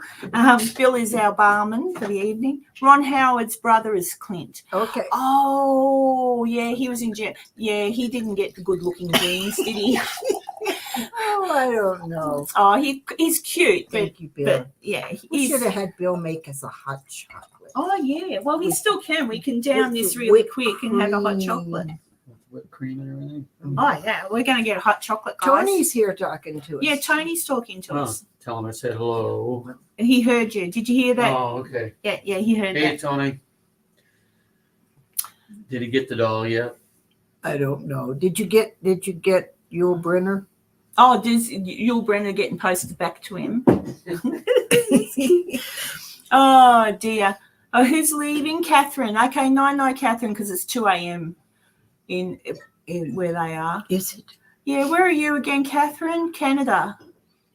Some part of Canada. Catherine says it was nice to meet you, Janice. Oh, thank you. Nice to meet you. Yeah. Yes, Yul hung out with... Hang on a second. Oh, I missed it. Wait on. There we go. Hang on.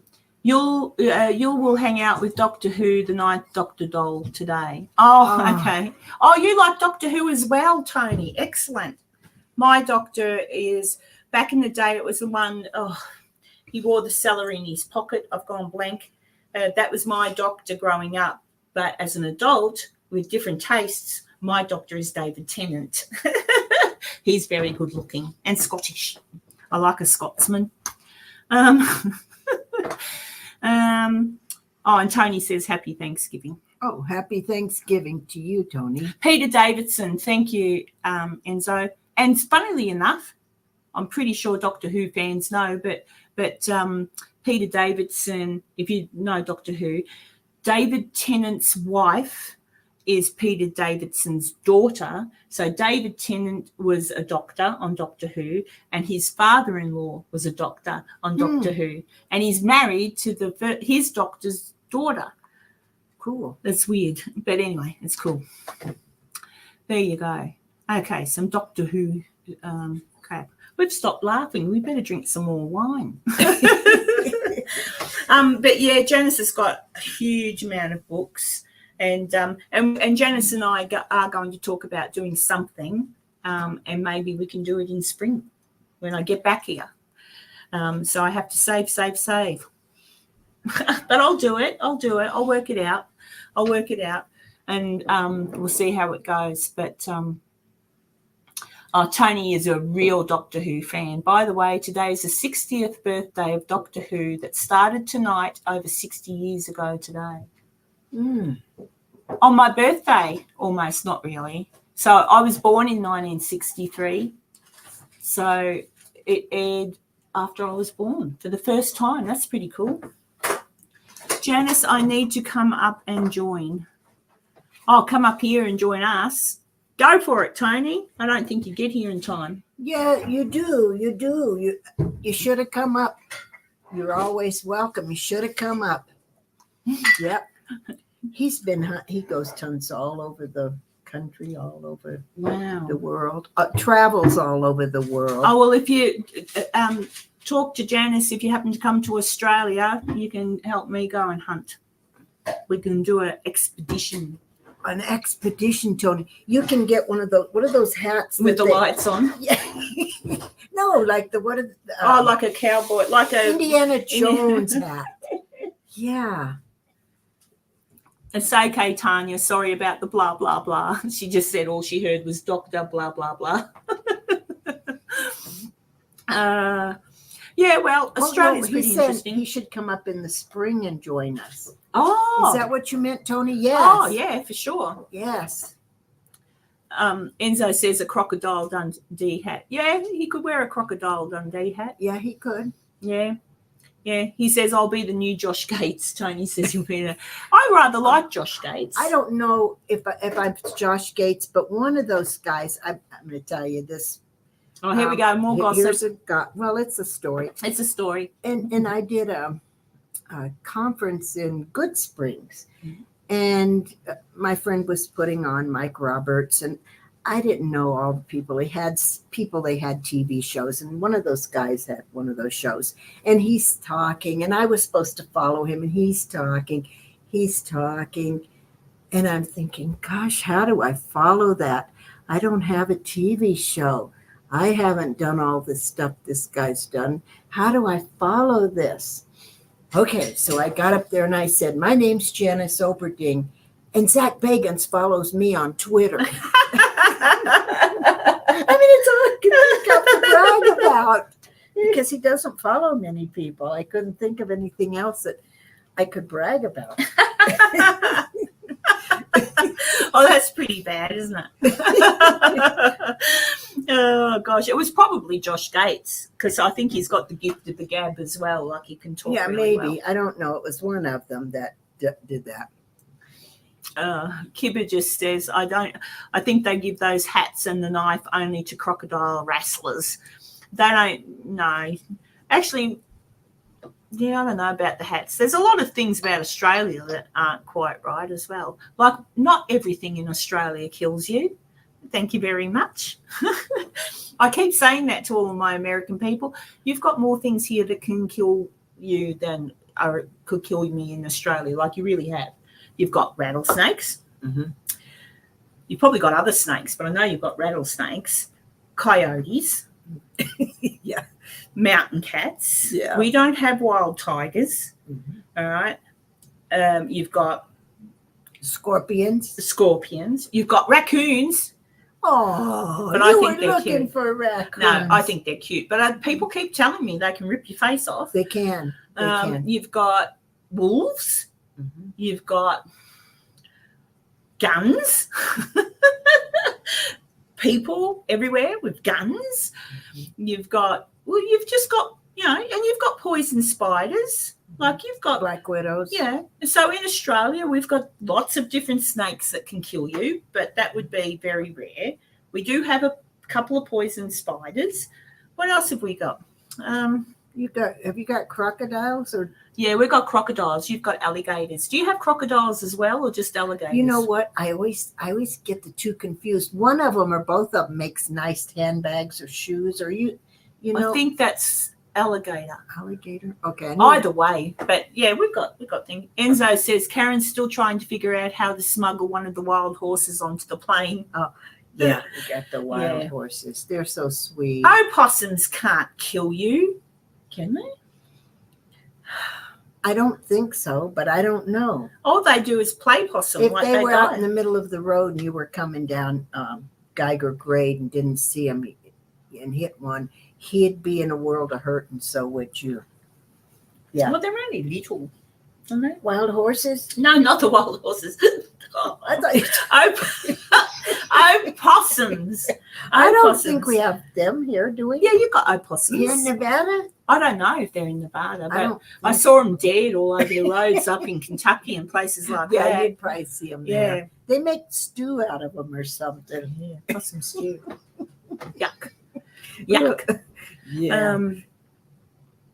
Well, actually, Tony, and I'll bat my eyelids because I must be special. The wild horses in Virginia City come up to me, and they don't charge the me. horse whisperer.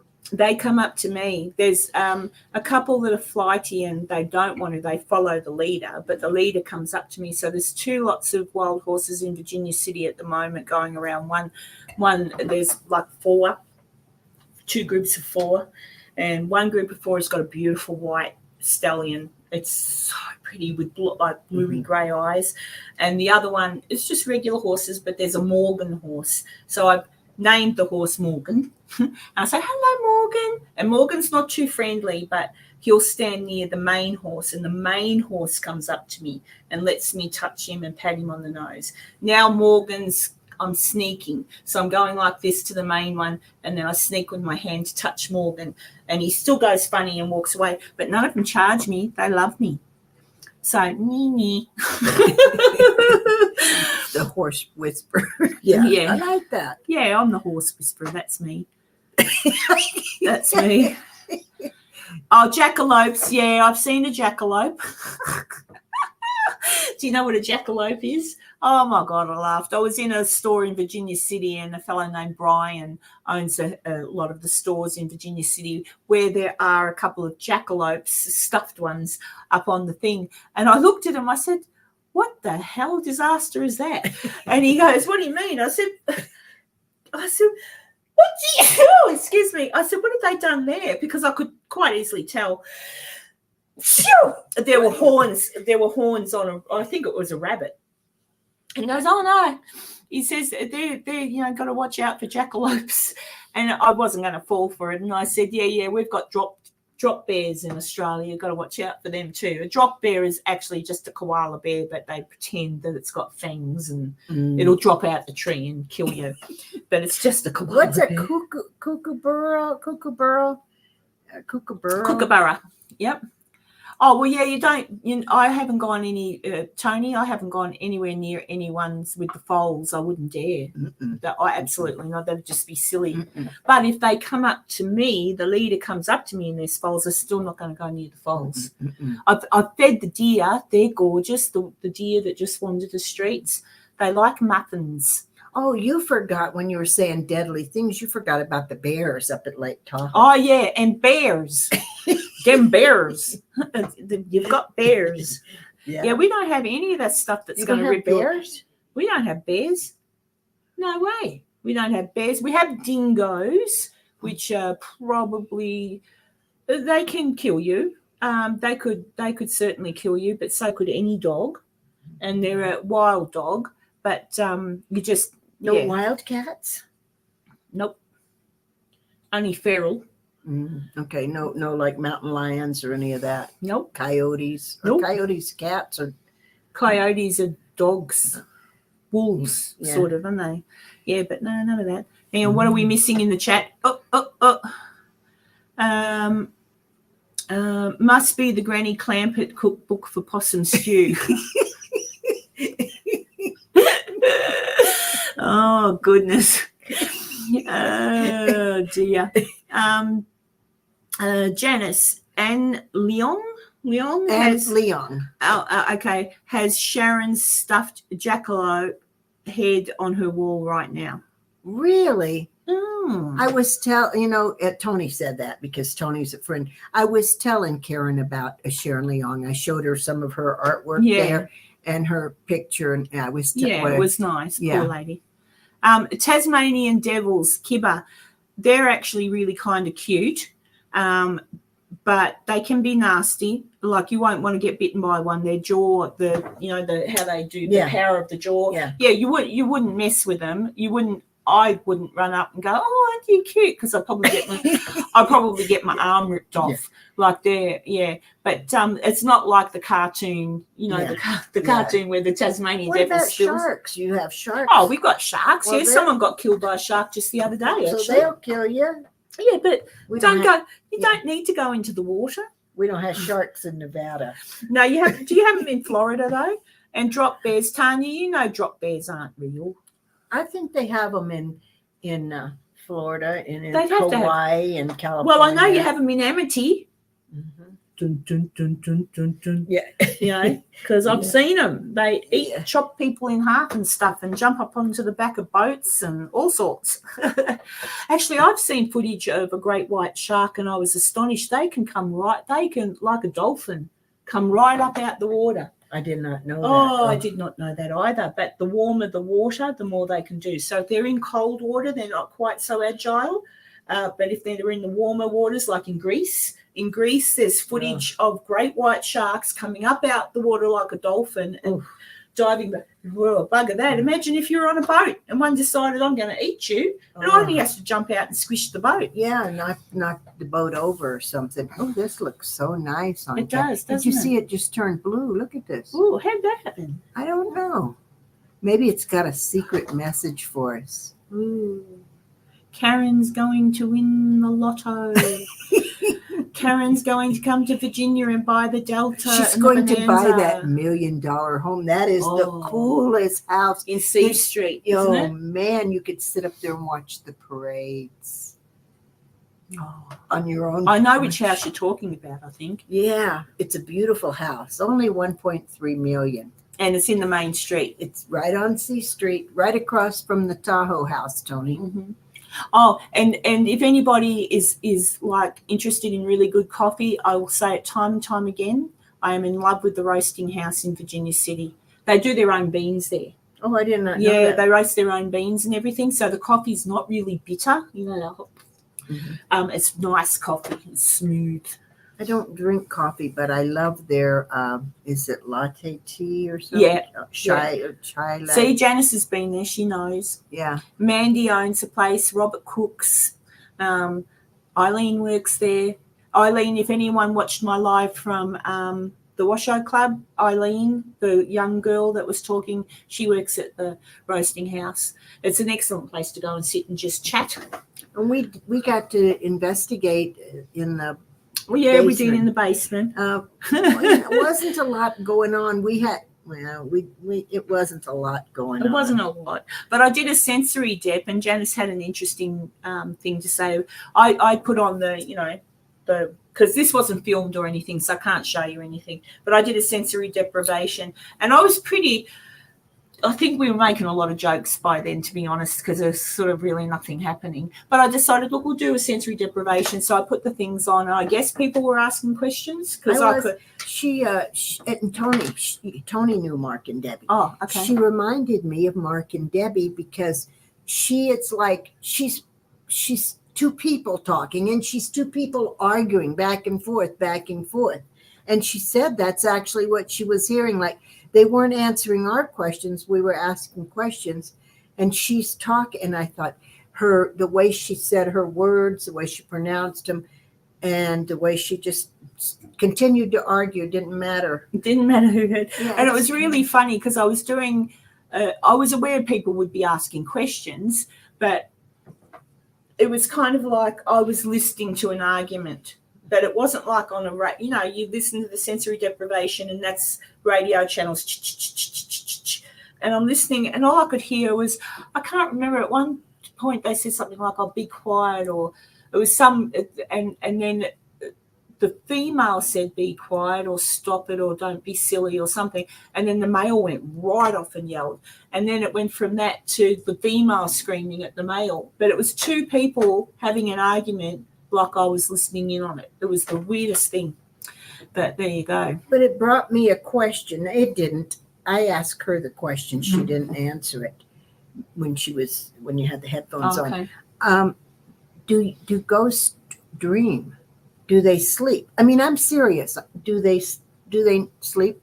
Do they dream? I mean, I'm serious. I don't know. I don't know either. They'd have to get the energy from somewhere, wouldn't they? But does it make sense that they would sleep? I don't know. Would they dream? What would they dream? That they're alive? I mean, I don't know. Well, I think they went on holiday from the wash show the night I was there. Except us too. When we were there, Tony, remember our little video thing? Yeah. It's kind of like when I was at the wash show and I was talking to Enzo, was actually on a live stream like this with me. And I showed him around a little bit. And then I said, look, I'll disappear and we'll see, if I can keep you on or whatever, but I couldn't. But he stayed on and spoke to people and gave them some extraordinary story, which I still need to watch, Enzo. I haven't watched it yet. But he basically filled the dead air for me with stories to them about what I was going through in the empty wash show while I was away. But while we were sitting there talking, though, the funniest thing did happen in the haunted bathroom. I'm sitting there, and at first I thought it was a toilet flush. But I got up and went in, and I had a look, and the toilets weren't doing anything, so there was nothing happening. But I looked at the sink, and the sink had water in it, like splatters, like fresh, like it had just been turned on and off. And I thought, that's really odd. That's the only odd thing that happened, and it happened and I wish I had a thought to I just didn't think to, because I thought, hang on, I'll better check on that. It was just like a check on, like you do because something's going on. That's the only odd thing that happened. I was in the wash show there by myself on all levels, just sitting there, talking out loud, asking anybody who was there to talk to me. And I guess, like you say, maybe they were asleep. Yeah. Maybe they were asleep. They were exhausted from the night before.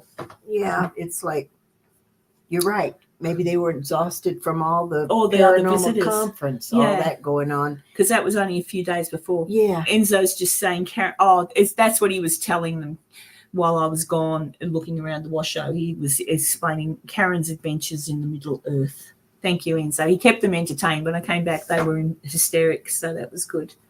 But yeah, so that's what Janice is saying is probably a good point. Do they? I don't know. Dream? Do they rest?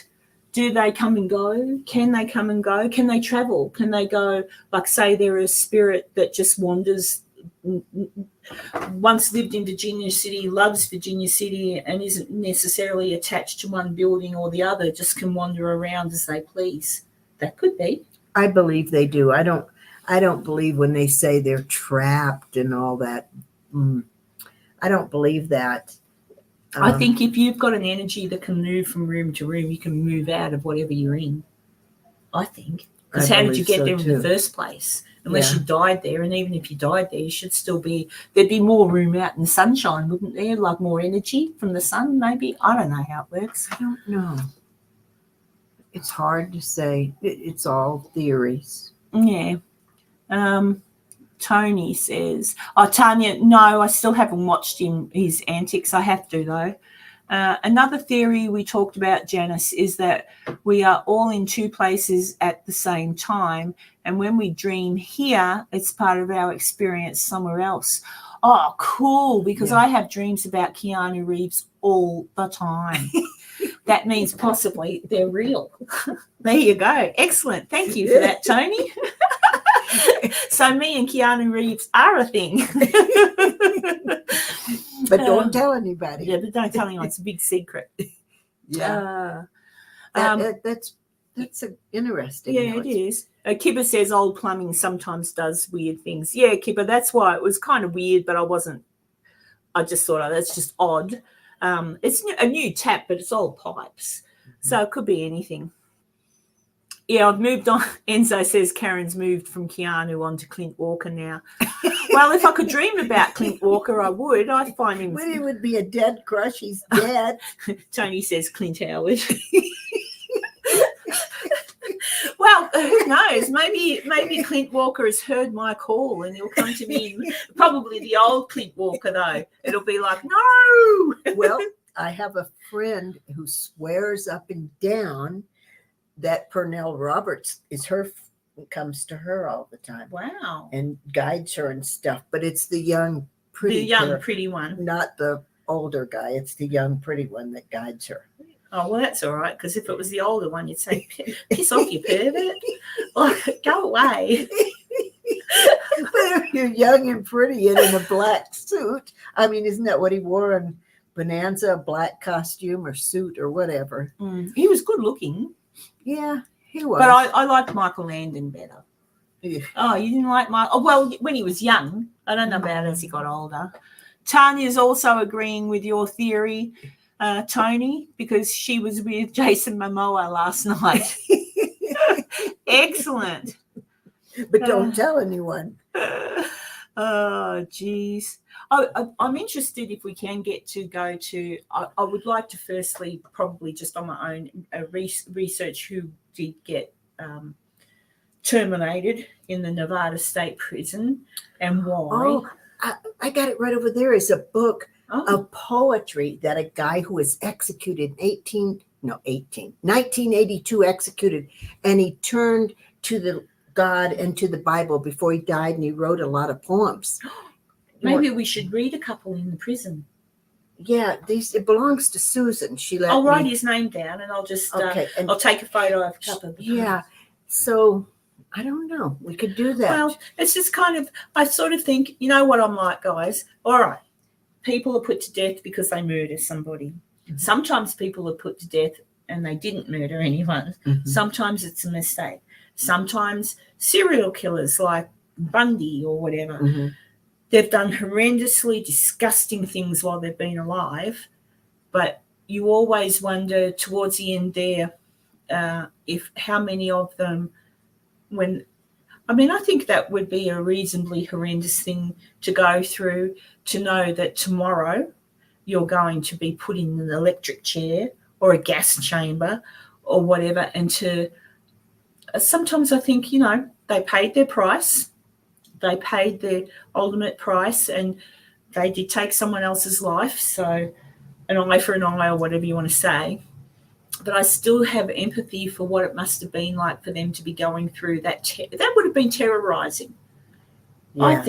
I think laying on there, being strapped down, having the needles prepped, looking out and seeing people looking at you with absolute, and I don't blame them, because if someone killed my babies, I understand both. I absolutely understand. But I also kind of think, well, geez, what were they feeling at the time? Do you really need to go into one of these places? And I've seen it done, where people go in to investigate these places and talk to those spirits with such disrespect.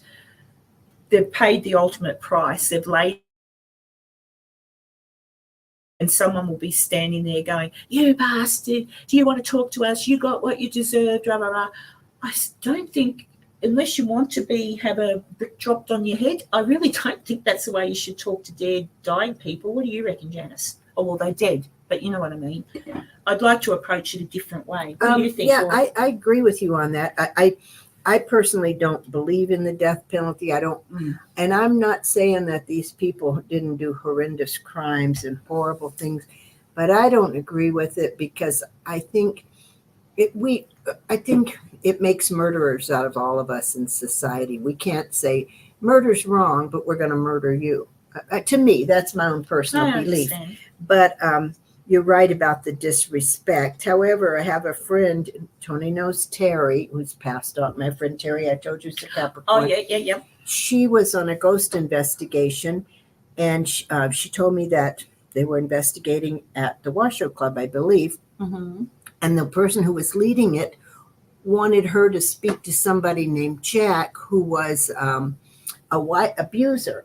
Yep. He had been, and Terry said, "No, I don't want anything. I don't want to talk to this person. I don't want to communicate." And the lead person was saying, "Well, but he's passed on, and Terry said, "I don't care. I don't want to be involved at all with somebody who would do that abusive like that." So she had her right to just to walk away and not want to do that. and I don't believe in people talking like that. No, I just don't. Provoking, it's called, right? Provoking, yeah. I just think that's disrespectful because ultimately that person paid the price for whatever it was. And even if I've seen provoking in places where it's not necessarily a murderer or something. Someone's just done something nasty, or someone's got a reputation as being mean, and people go in there. I'm like, what are you doing? Like, what are you doing? You wouldn't talk, well, maybe they would talk to them like that if they were alive. But that's like people on what they saw, keyboard warriors, who they'll come on there and say something really that they'd never say to you in person. Yeah. I know I got accused the other day of being a boomer Karen. Fair dinkum. That's boomer not fair. Karen. How dare they? How dare they? Yeah, I mean, they say things to you they would never say to your Like face. if you met them in the street, it'd be, "Hi, Janice." Yeah. Like they wouldn't say. Mm-hmm. But yeah, that's what I reckon. If you're going to be insulting to someone, put your name to it. Mm-hmm. Otherwise, shut up. That's what I reckon. Yeah. So I don't know. I don't know what the answer is. Everyone does everything different. Mm-hmm. I just know that I can't be like that. I can be. I was at a place called Octagon Hall, which is in Kentucky, mm-hmm. and it's an old eight-sided building and Civil War history, etc. And we were in what was like a little library, but it used to be part of the basement. It used to be where they treated sick and dying soldiers back in the day. And there was I don't know, someone getting annoyed on the, and it was like, get out. And I did. I said, I don't want to get out. Oh, if you're going to talk to me. This is what I want. I want to know where you are. Like, what? And then everyone's gone, no, we don't want to provoke. And I'm like, but he's yelling at me saying, get out. Like, that's how I felt. And then I thought that was unusually not like me. Well, that was unlike me. That wasn't provoking. No, it was kind of being pushy. I was being pushy. I was being a Karen.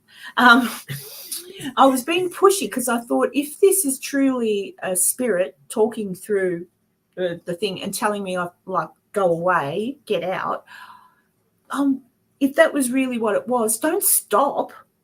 Keep going and say, no, you don't understand why we're here. I'm not here to upset you. I'm here to understand. Tell me where you are. Tell me what it is, And why do ghosts always say, get out? Yeah. Why do they always say that? Yeah. I mean, can't they say something else? Like, I've had enough, or leave now. Or see yourself to the door. Yeah, but goodbye. Goodbye would be a pleasant thing. Like, goodbye. Actually, if one of them said goodbye, I think, that's polite. They're off. Mm-hmm.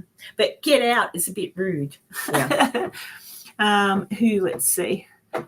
Tony says, backstabbing and back shooting has been in Virginia City for decades. Yes. So Tanya says 7 lurkers. Oh, so are there 7 people that aren't in the chat but watching? That's cool. That's okay. So long as they give me a thumbs up, please. Thumbs up, help me. Because, yeah, I like my little channel. I like talking to all you people. It's fun. This turned blue again. Oh. I don't know why. Hang on, is it me? It's me. Oh, I don't know. Maybe it's you. It could be me. Yeah. Her energy's turning it. It is. And why is it turning it blue when I've got pink on? How's that work? I don't know. Maybe it's going to give you the lotto numbers or something. I shouldn't make those noises. It's really nice, guys. It's really big.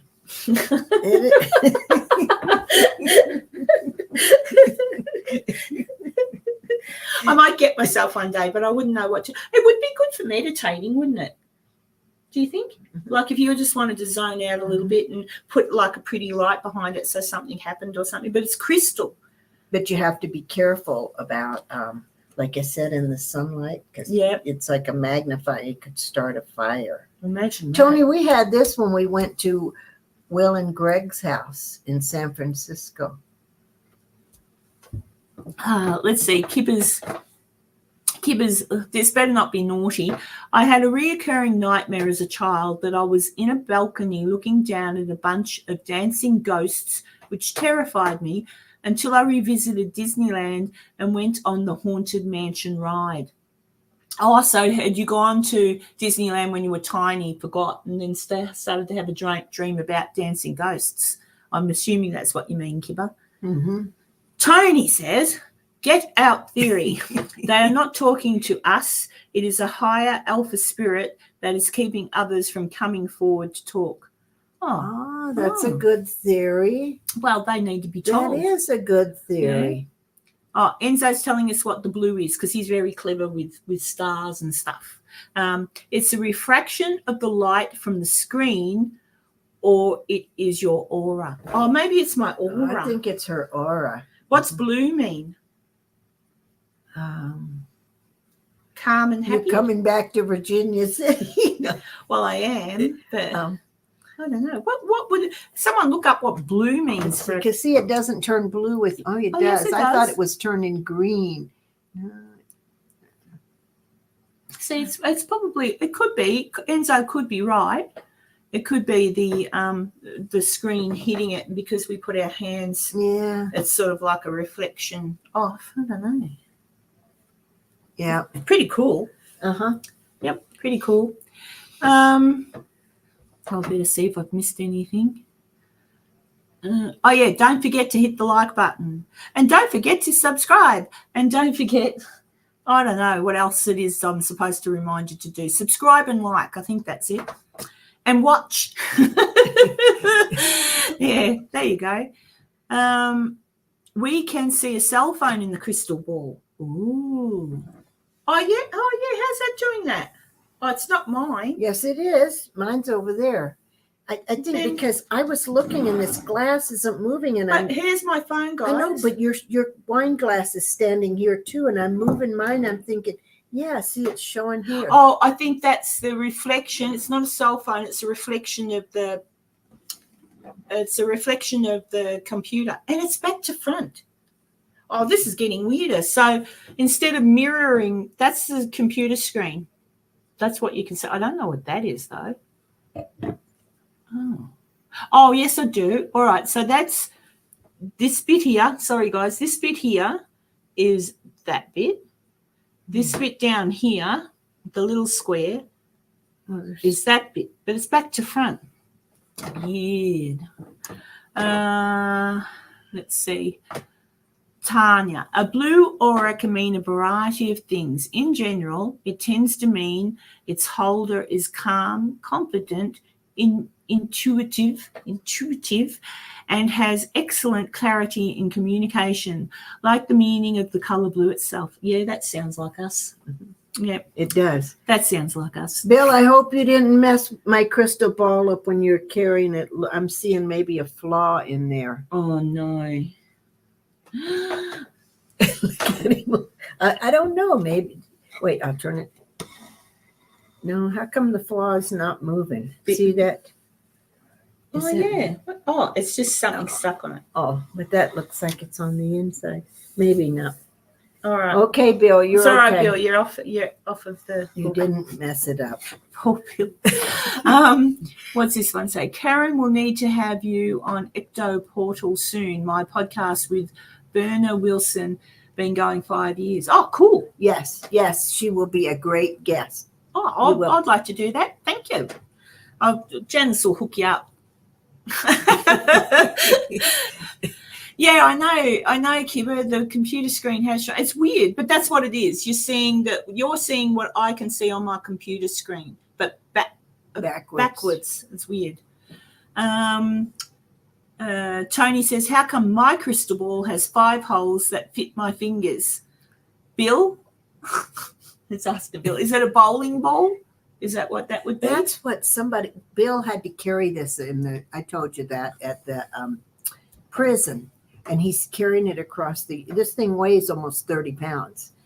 And then they get a wheelbarrow for him to carry it. And somebody said he needs to get a bowling ball. That was bowling ball. Oh, it wasn't me. It wasn't me. Someone said it. So, yeah, it's about the size, maybe a little smaller than a bowling ball. I think Bill's asleep on the chair. I can't quite see him. Is he asleep? Bill, are you asleep? No. Oh, Tony just spoke to you. He said, "How come my crystal ball has 5 holes that fit my fingers?" Bill? ? Because it's a bowling ball. Poor Bill getting his workout. Yeah, and Tony, you have to come up in the spring when Karen comes back. I'm hoping to get back at spring. No promises. It all depends on finances, but I'm hoping to. And we're really talking about different things. So maybe, the other idea I have also, apart from what we're talking about, is that Janice would be involved is maybe somehow getting, how they have the paranormal, like the con things. Oh yeah, but not necessarily a paranormal thing, but a group of people come and we set up tours of some of these really big locations, like tours of them, so you can walk through them. Like I'm just talking out of my head for historical purposes, but included, hangouts and talks, and Janice can give some talks, and who knows who else. I'd like just sort of maybe Tony can come, but yeah, just sort of it's something I'm thinking of. So some of you guys can come along too and come and check out of some of these, like a weekend thing. Yeah, I think that would be fun. With some meals from the local people, and a local thing, like a Virginia City thing, but not hunting for ghosts. But if you want to, we tell you where to go, and you can do that in an evening yourself, that sort of thing. Yeah, we'd tell where to go. We'd tell you where. Yeah, we'd absolutely tell you where to go. But yeah, hello Aussie Walks. Hope you're feeling okay today. Oh, there you go. Tony says yes. Maybe we can do the Nevada prison then and some other sports. There you go. But there you go. Well, we're hoping we're going to do it. I'm hoping to maybe get it done this week coming. Before she goes. Yeah, so we've just got to get on to it, because it actually is kind of closed, isn't it? Because it's cold in there. It's freezing cold in there. So like our damn store. It's like 30 degrees. It is cold in there. Yeah. But so lots and lots of things. My little mind is boggling, because I don't know, just being back here has made me sort of see things again in a different way. And I'm just really keen.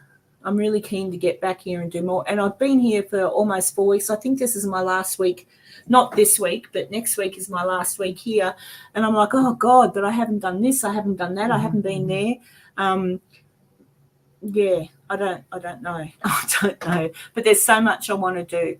A few things that I wanted to do, I'll be able to do when I get back home, because time sort of restricted me.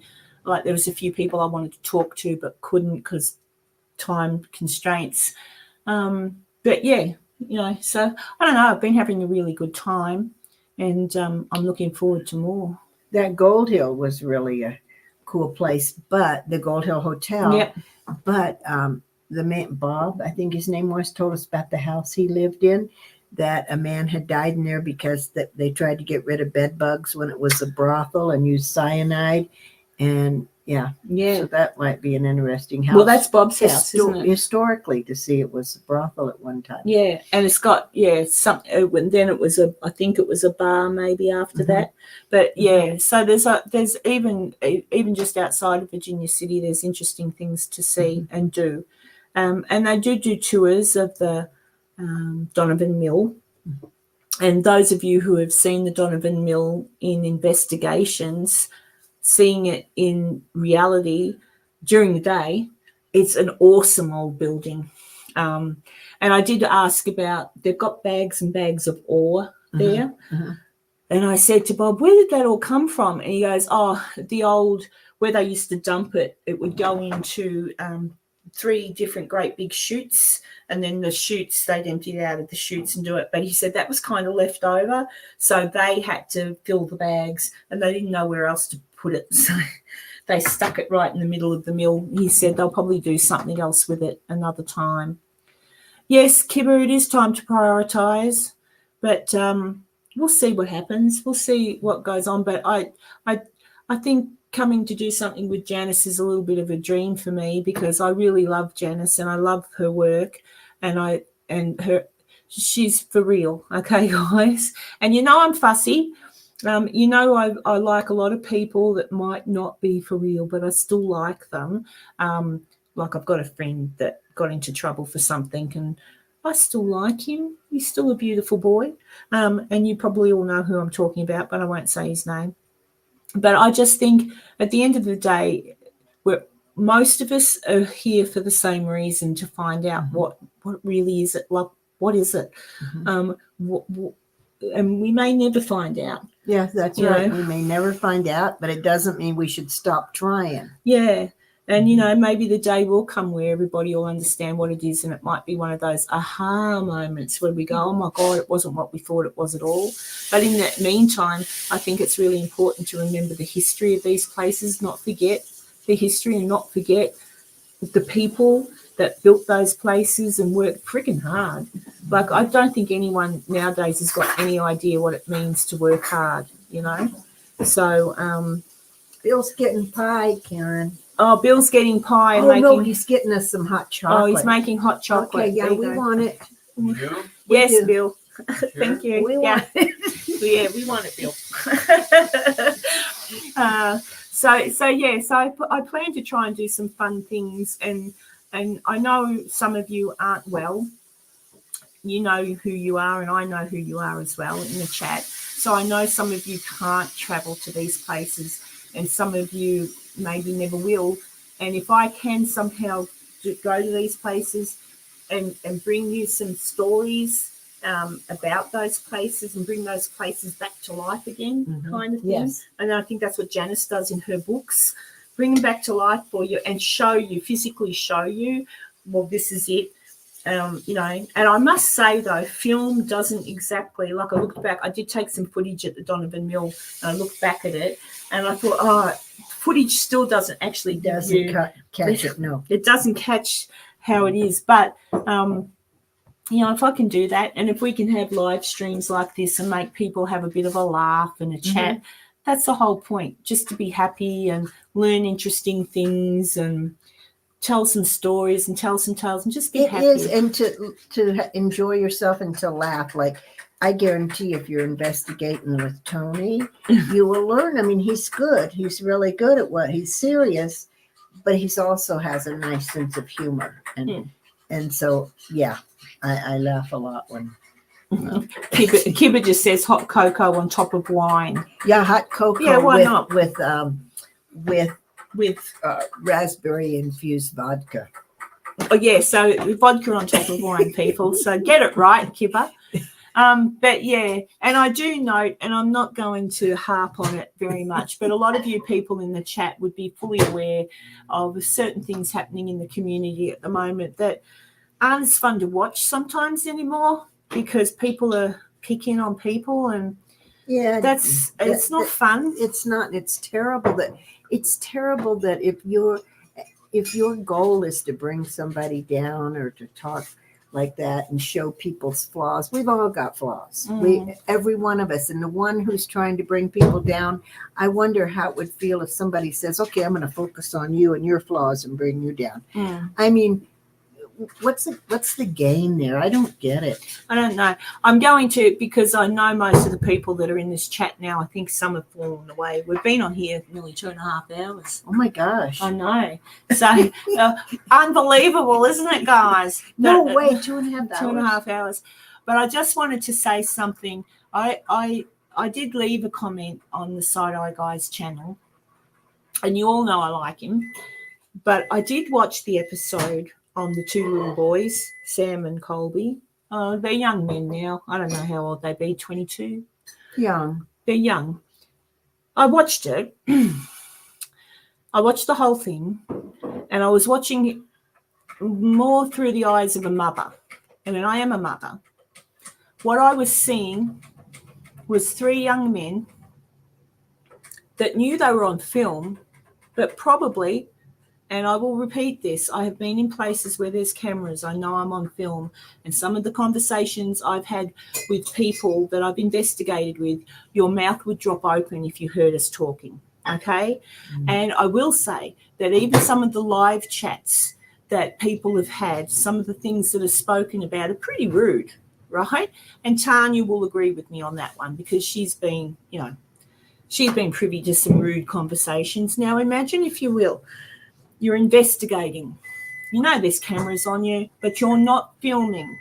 You're simply sitting in the room talking about what you're going to be doing next, and someone makes a rude joke. Granted, it was a tasteless rude joke, but someone makes a rude joke and you react to it, whatever. You don't think someone's listening to every single word. I mean, you just don't. So I got personally, I got a little annoyed at that because I thought that was more like eavesdropping. All right. Yes. Or invasion of privacy. An invasion almost. of privacy almost, because they were just talking. He's got your drink, girl. Oh, thank you. They were talking. Is that the doof cup? Mm-hmm. Oh, her very own. Oh, look, my doof cup. I love Yours that is cup. up. That's so cute. But that's for Janice. Okay. So I do get that what was said was rude, but I'm sorry, I've said ruder things. And I know that every single friggin' one of you in this chat have said ruder things than what that boy said. Not Tony and not me. Oh, not you and not Tony. But, oh, God, the amount of times I have said something about, oh, well, I'm just not going to, but I have. So all right, we'll let that one slide. Now, the teddy bear thing, disrespectful. He shouldn't have kicked the teddy bear. I'll agree that was naughty. And as the owner of the place, yes, she definitely should have addressed that with them and said, oi, friggin' replace my bear, you little bastard, because he kicked the battery out of it, right? So, yeah, that was naughty. And then you've got to remember that lady's written a book called Confessions. So apparently Seth, is it? Seth, I think. I don't know that. I book, don't know. But it sounds, I don't think he was with you. But I don't know anything. No, she doesn't know anything. I'm talking. But yeah, there was a book. So obviously the boys walked in. They've finished the investigation at that point. So they're wrapping things up, right? He sees a book on the table that says Confessions of whatever it is. He has said, not Sam, young Seth says, confession number 1, none of this shit is real. Well, maybe it's because they've just investigated a freaking house where nothing has happened, and he's made a joke about the fact that she's written a book about all the shit that does happen, and he's probably gone, none of this is real. I just found the whole episode rather... Here Tony says never. We would never... Oh, of course you would. The thing of it is people are allowed to talk when they think. They didn't know they were on camera. They didn't know. Gosh, yeah, they didn't know. Who are we talking about? Oh, Sam and Colby. Oh, okay. Sam and Colby. I like those kids. And she's met them. I met them, and they're really super nice. And they're sweet. They were so nice. But young people have a bad rep of being jerks and young kids are disrespectful. Well, old people can be too, except us. But I mean, but I can think back to times where I was in my 20s. You think old people are? I don't know. And the funny thing is, I kind of thought to myself, it had none of what was shown on that particular episode that is now muck raked. Those boys. But those are nice kids, but and you know what? They're very respectful.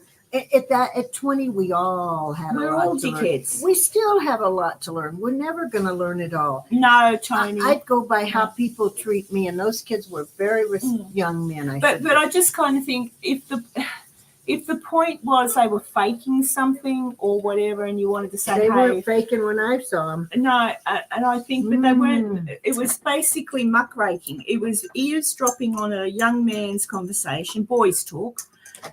Girls have girls talk. It was a boy making a comment about none of this shit is real because he was looking at the name of the book on the table. I laugh about it. Laugh.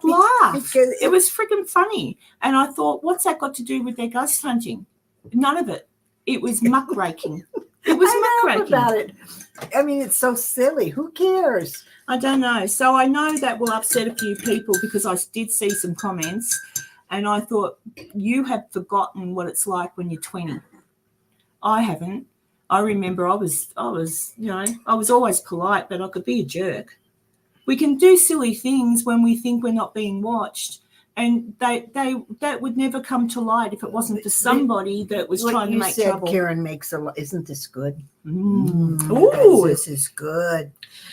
So that's my Karen rant. It's okay because you said the good point there about.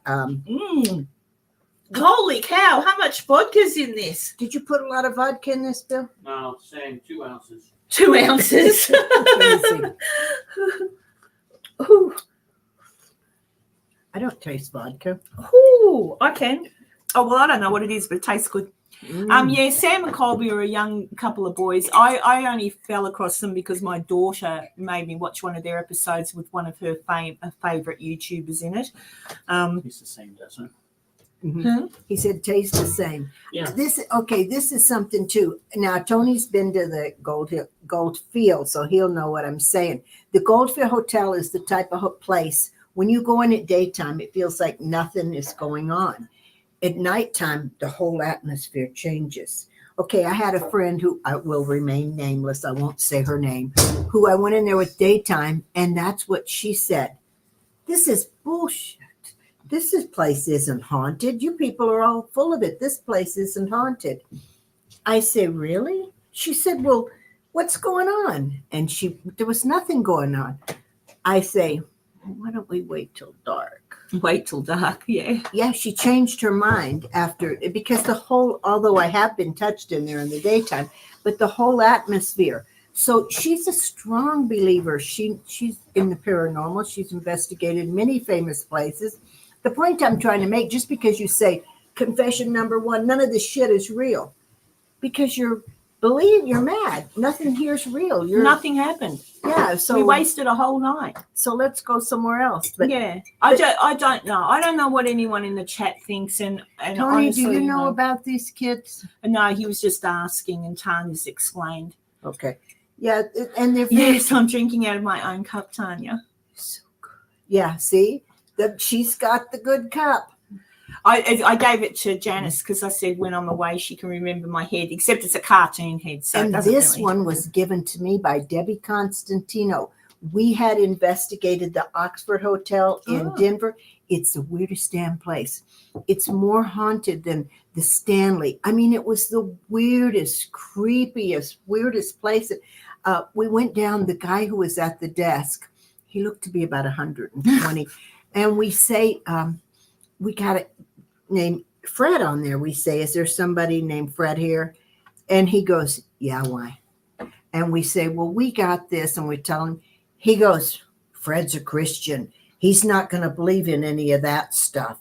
We said, do you believe in any of it? No, I'm a Christian too. So we say, okay. But it was the weirdest, creepiest. They had this big old bird in a cage. They had to throw a cloth over it so the thing would shut up. I mean, and Debbie got so freaked out. She was sleeping on the sofa.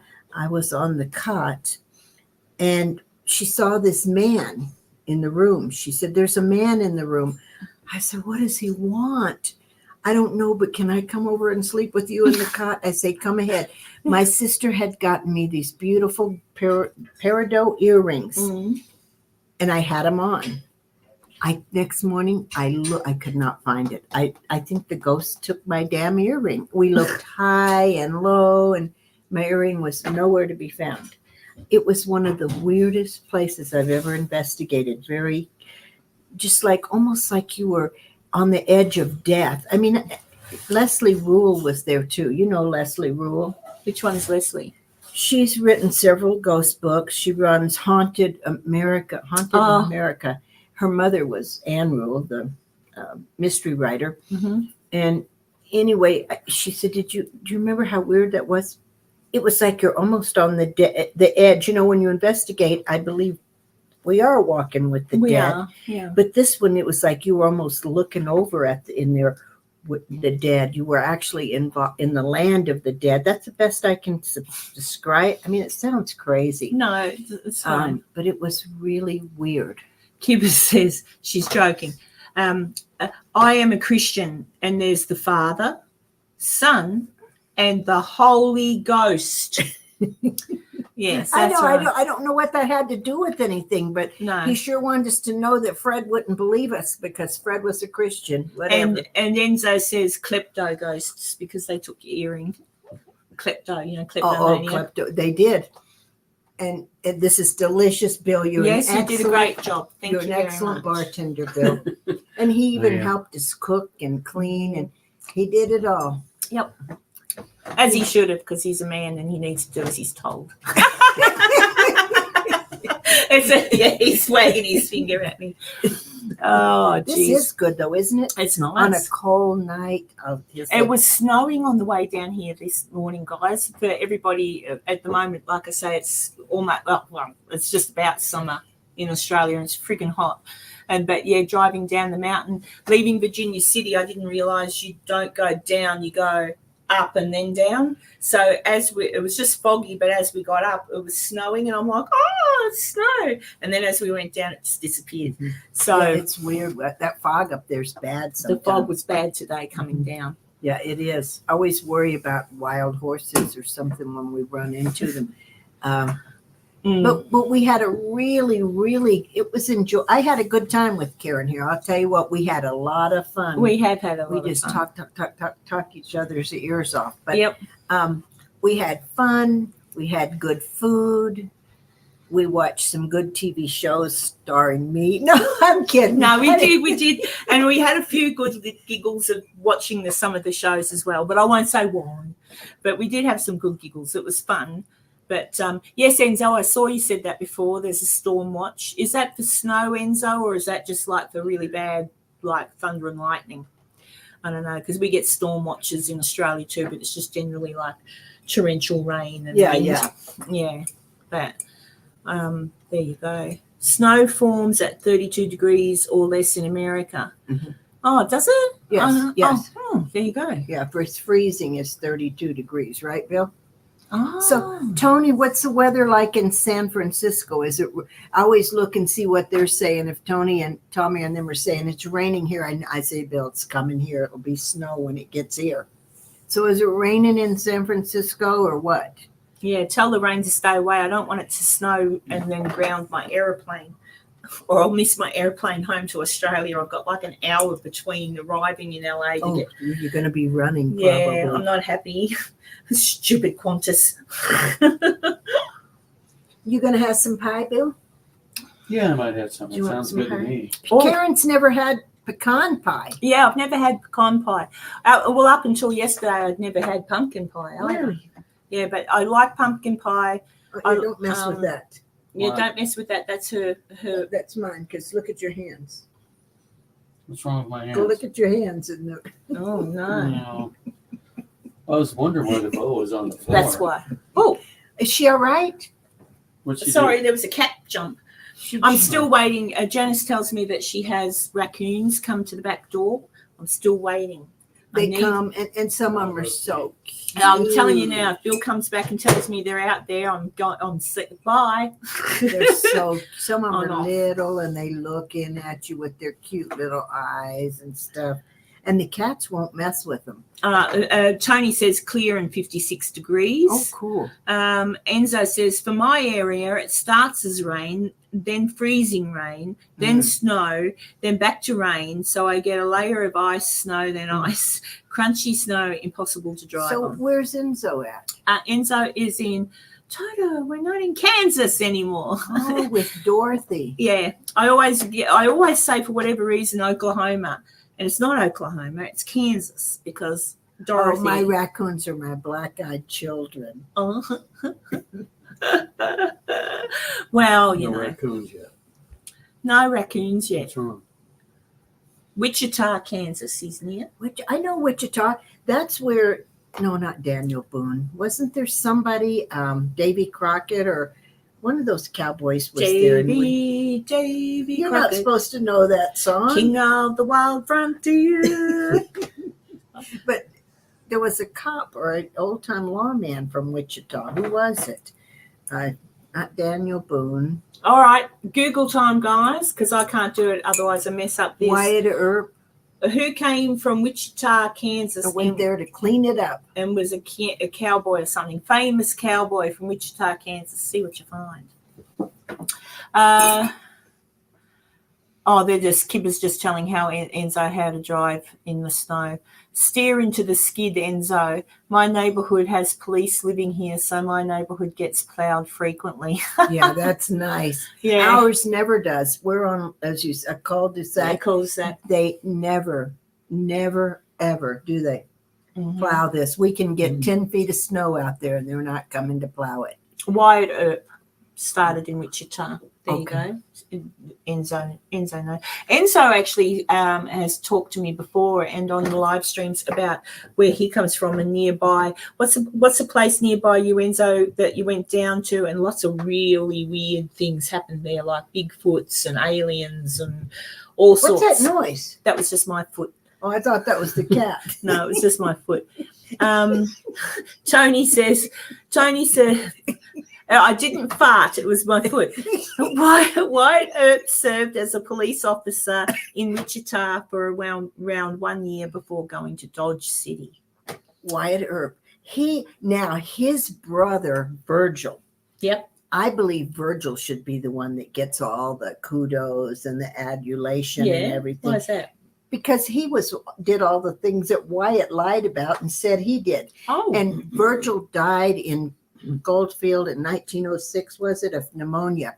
And he was the deputy of Esmeralda County, and he was buried in Oregon. And after he died, Wyatt worked for a newspaper, didn't he, or did he?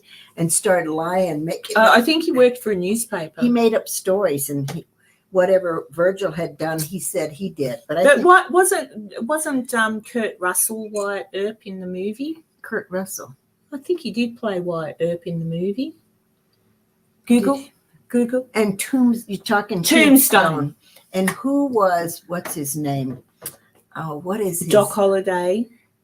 And who was that? Val Kilmer. Yeah. He did a brilliant job. Is he alive or dead? He's alive, but he's not well. Okay. Enzo's in southern Kansas. Is that Caney? Caney, Kansas has it all. Caney. Caney, Kansas. What does it have at all? Oh, it has Bigfoots, aliens, ghosts. Bigfoot. Is in Kansas? Yeah. What's he doing in Kansas? I don't know. I don't know what Bigfoot's doing in Kansas. I thought he was in California. I thought he was in Nevada. Oh, see. He gets around too. In Oregon and Washington. Tony says James Earp ran a brothel with his wife Nellie, Bessie Ketchum. Mm-hmm. His brother Wyatt was likely a pimp. Mm-hmm. Although historian Gary L. Roberts believes that he was an enforcer or bouncer. Who, Wyatt? Wyatt. His wife was a prostitute. Wyatt was a prostitute, yeah. And it's weird because, and Tony, you know this because this is in your stomping grounds down there, or San Francisco area. Isn't he buried in the Jewish section? Is he? Yeah. Why would he be Jewish? Was he Jewish? No. Oh. But his wife was, I think. Oh, okay. Yeah. I'm your huckleberry. Mm. Yeah, Val Kilmer as Doc was very, very This good. is so good, Bill. You're an excellent bartender. Yep. And turkey cook. Yep. Turkey cooker. And a turkey cooker, yep. Yeah. Roaster. Enzo says southeastern Kansas is more like Missouri and Oklahoma, low hills and trees. My area is flat plains. Mm-hmm. You can stand on a folding chair and see an extra 5 miles. Enzo. Bill, you better throw out some turkey bacon because I told her I'm making her a big breakfast tomorrow with turkey bacon, hash browns, and cheese omelets. Does that sound good? It sounds fattening, but I'll do it. When I get back home to Australia, guys, it's salad and chicken. Hey, what are you doing over there? Puss, puss, puss, puss. Come here. Say hello to everyone on the internet. No. It's been still playing with the little cord on my dress, but I've lost it now. I think he's ran off with it. Oh, no. Oh, there it is. She was playing with the cord. Sorry, I'm just showing her what the cat's doing with my dress. Oh, she's walked off, so she can't see it. But there you go. So, yeah, I don't know. What do you reckon? Do you reckon that's it? We should leave now because it's been nearly 3 hours. Gosh, you can't believe this. Time flies when you're having fun. It does. Enzo said I might have to walk back to Australia to work off my breakfast tomorrow. I'm telling you now, Enzo. Hang on a second. I'm just checking something again. Good. Where are we? Back to StreamYard. There we are. Yeah, I've put on a few pounds. I did really well and lost a whole heap of weight before I got here. And then when I got here, my friend Connie that I'm staying with,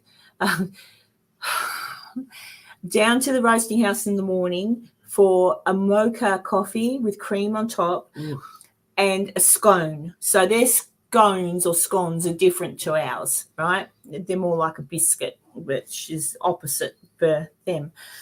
So that. Then Connie will say, oh, what about lunch? Are you hungry? And I'd go, oh, and I wasn't really hungry, but, you don't like to be rude. So we'd go somewhere for lunch. I think Connie has taken me to Jack in the Box, not Cracker Barrel, Cheddar Backer, I don't know, some other place, Cracker Cheese, I don't know, all these places. I've had so much food. And then to get to dinner time, and my favourite restaurant in Virginia City is the Cider Factory. So down we go to Dustin and Judy, and oh my God, soup, followed by a main meal, followed by a dessert. And then by the end of the day, I've had probably 10 times the amount of food I really needed. And I've actually gone to bed a bit sick from being full. From eating so much. And I'm like, oh, my Lord, but it's really hard. But you didn't eat that much. We didn't eat that much tonight, I didn't think. Just a turkey leg. No, just a turkey leg. We were pretty good. I could have eaten heaps of that stuffing. That stuffing was delicious. I'm glad you liked it. Kib is just saying that your cats are definitely quieter than my dogs. Yeah, I've got rag doll cats. And usually when I'm live, I'll make sure of it. They've been fed. I swear, they've been fed. They're fine. But there's the one pussy cat that they've all seen. She's white. She's a rag doll, so she's white with brown on it. And I swear to God, she waits till I go live, and then she's at the door. Yeah, that's how they do. And it's like, oh, my Lord. And then she jumps up on the desk and walks in front of me, and so then I just grab her and everyone sees her. Or the dogs, right? My dog, the Chihuahua. You have a Chihuahua? Yeah, I've got a Chihuahua and a Rottweiler. Oh, okay. So there you go. Well, guys, I reckon it's Bill's getting the pie ready. Yeah, so we're going to have, what kind of pie is it? Pecan and pumpkin. Oh, pecan and pumpkin pie, guys. So great. You'll see me bouncing. I'll probably have to pay for 2 seats on the airplane going home. But yeah, I've had a great time with Janice here today, and I hope you've enjoyed Janice and joining us tonight. It's been fun. Yes. And it has been fun. Thank you. And you get to see her ball, her crystal ball. And we ran out of time. We were going to show you her Ouija board. She's got a Ouija board. I've sort of changed my mind on Ouija boards a bit, guys, because I thought to myself, I haven't used one, don't worry, but I thought to myself, some people say, oh, they're really dangerous. And I do agree, if you don't know what you're doing, definitely. However, it's kind of just another communication tool, isn't it? It is. You're absolutely right. And yes, all right, you have to use your energy and that of another. I don't think you can do it by yourself. It's just not enough, which maybe explains why me going into the Mackie Mansion or the Washoe Club by myself, yes, I was there in the dark by myself for hours and hours and nothing happened. But maybe it's because it was just me. Who knows? I don't understand. I just really don't understand. I'm getting very frustrated with the ghosties. Like, they need to talk to me. So none of this shit's real. Yeah, none of this shit's real, all right? It's all bull ass. Well, yeah. Now Karen needs to learn about Black Friday. Oh, no, I'll say yeah, she knows about I know what Black Friday is, and I'll stay well away from that. Everyone else can rush into the stores. I've never done that in my whole life. I have no desire to do Black Friday. We have it. We used to have it in Australia too. When I was growing up, I don't know if we still do it. We used to do it. you'd have a Black Friday sale and people would be lined up in front of the store until the door was No, I open and won't then do run that. and push. No, I won't Yeah. do that. It's not worth No. it. I mean, to me, it's not. Enzo says combat shopping. Yeah, no. Yeah, that's exactly right. That's Yeah. what it is. Yeah, you can keep that. Not interested. So, What does well, Tony say? I can't read it. Tony, where is he? Ecto. Happy Thanksgiving all. Great fun. See you soon, Janice and Karen. Maybe next spring. I will reach out soon about my podcast, Ecto Portal. Tony, please type in where they can find people can listen to your podcast, Ecto Portal. Because there's people watching here who might be interested to listen. Why not? Mm-hmm. And yes, Kibba, maybe it was, when did I go there? Oh, I've forgotten. Enzo, when was it? Wednesday night. I was at the Washo and, was it Wednesday night? I can't remember. It was a night. I can't remember what night. Maybe it was a Friday night. I think it was the Friday night. Oh, gosh. I see, senior moment. But, yeah, I think...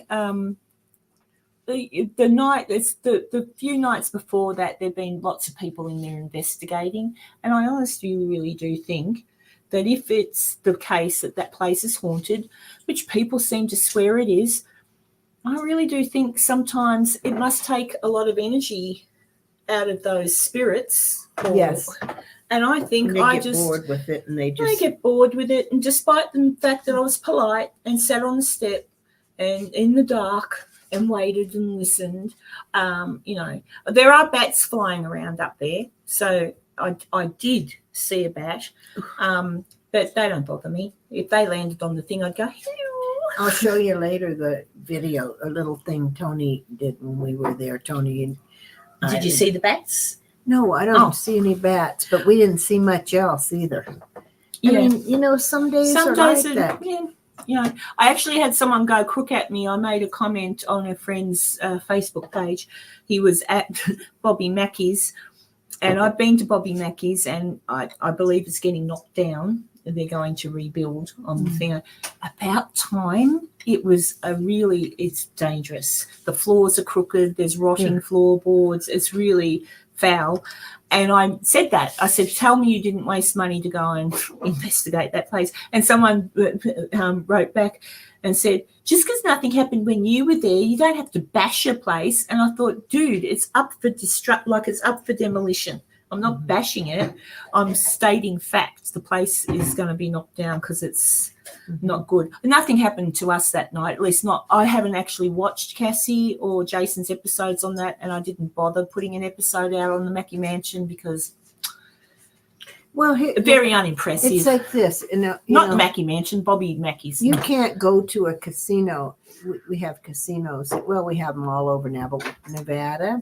You can't go in a casino and win every time. No, you can't that's win right. a jackpot. So what the hell makes you think you can go in a haunted place every time and get evidence? Well, that's what I mean. But I wasn't actually I said my comment was, apart from that, please tell me you wouldn't go in there because they charge a lot of money. Mm-hmm. And you can't. There's a train that comes every 20 minutes and sits out the back of the bloody place. Like, how are you going to get anything with all the noise? I did not know that. Yeah, big freight trains. And they don't tell you that before they take your money.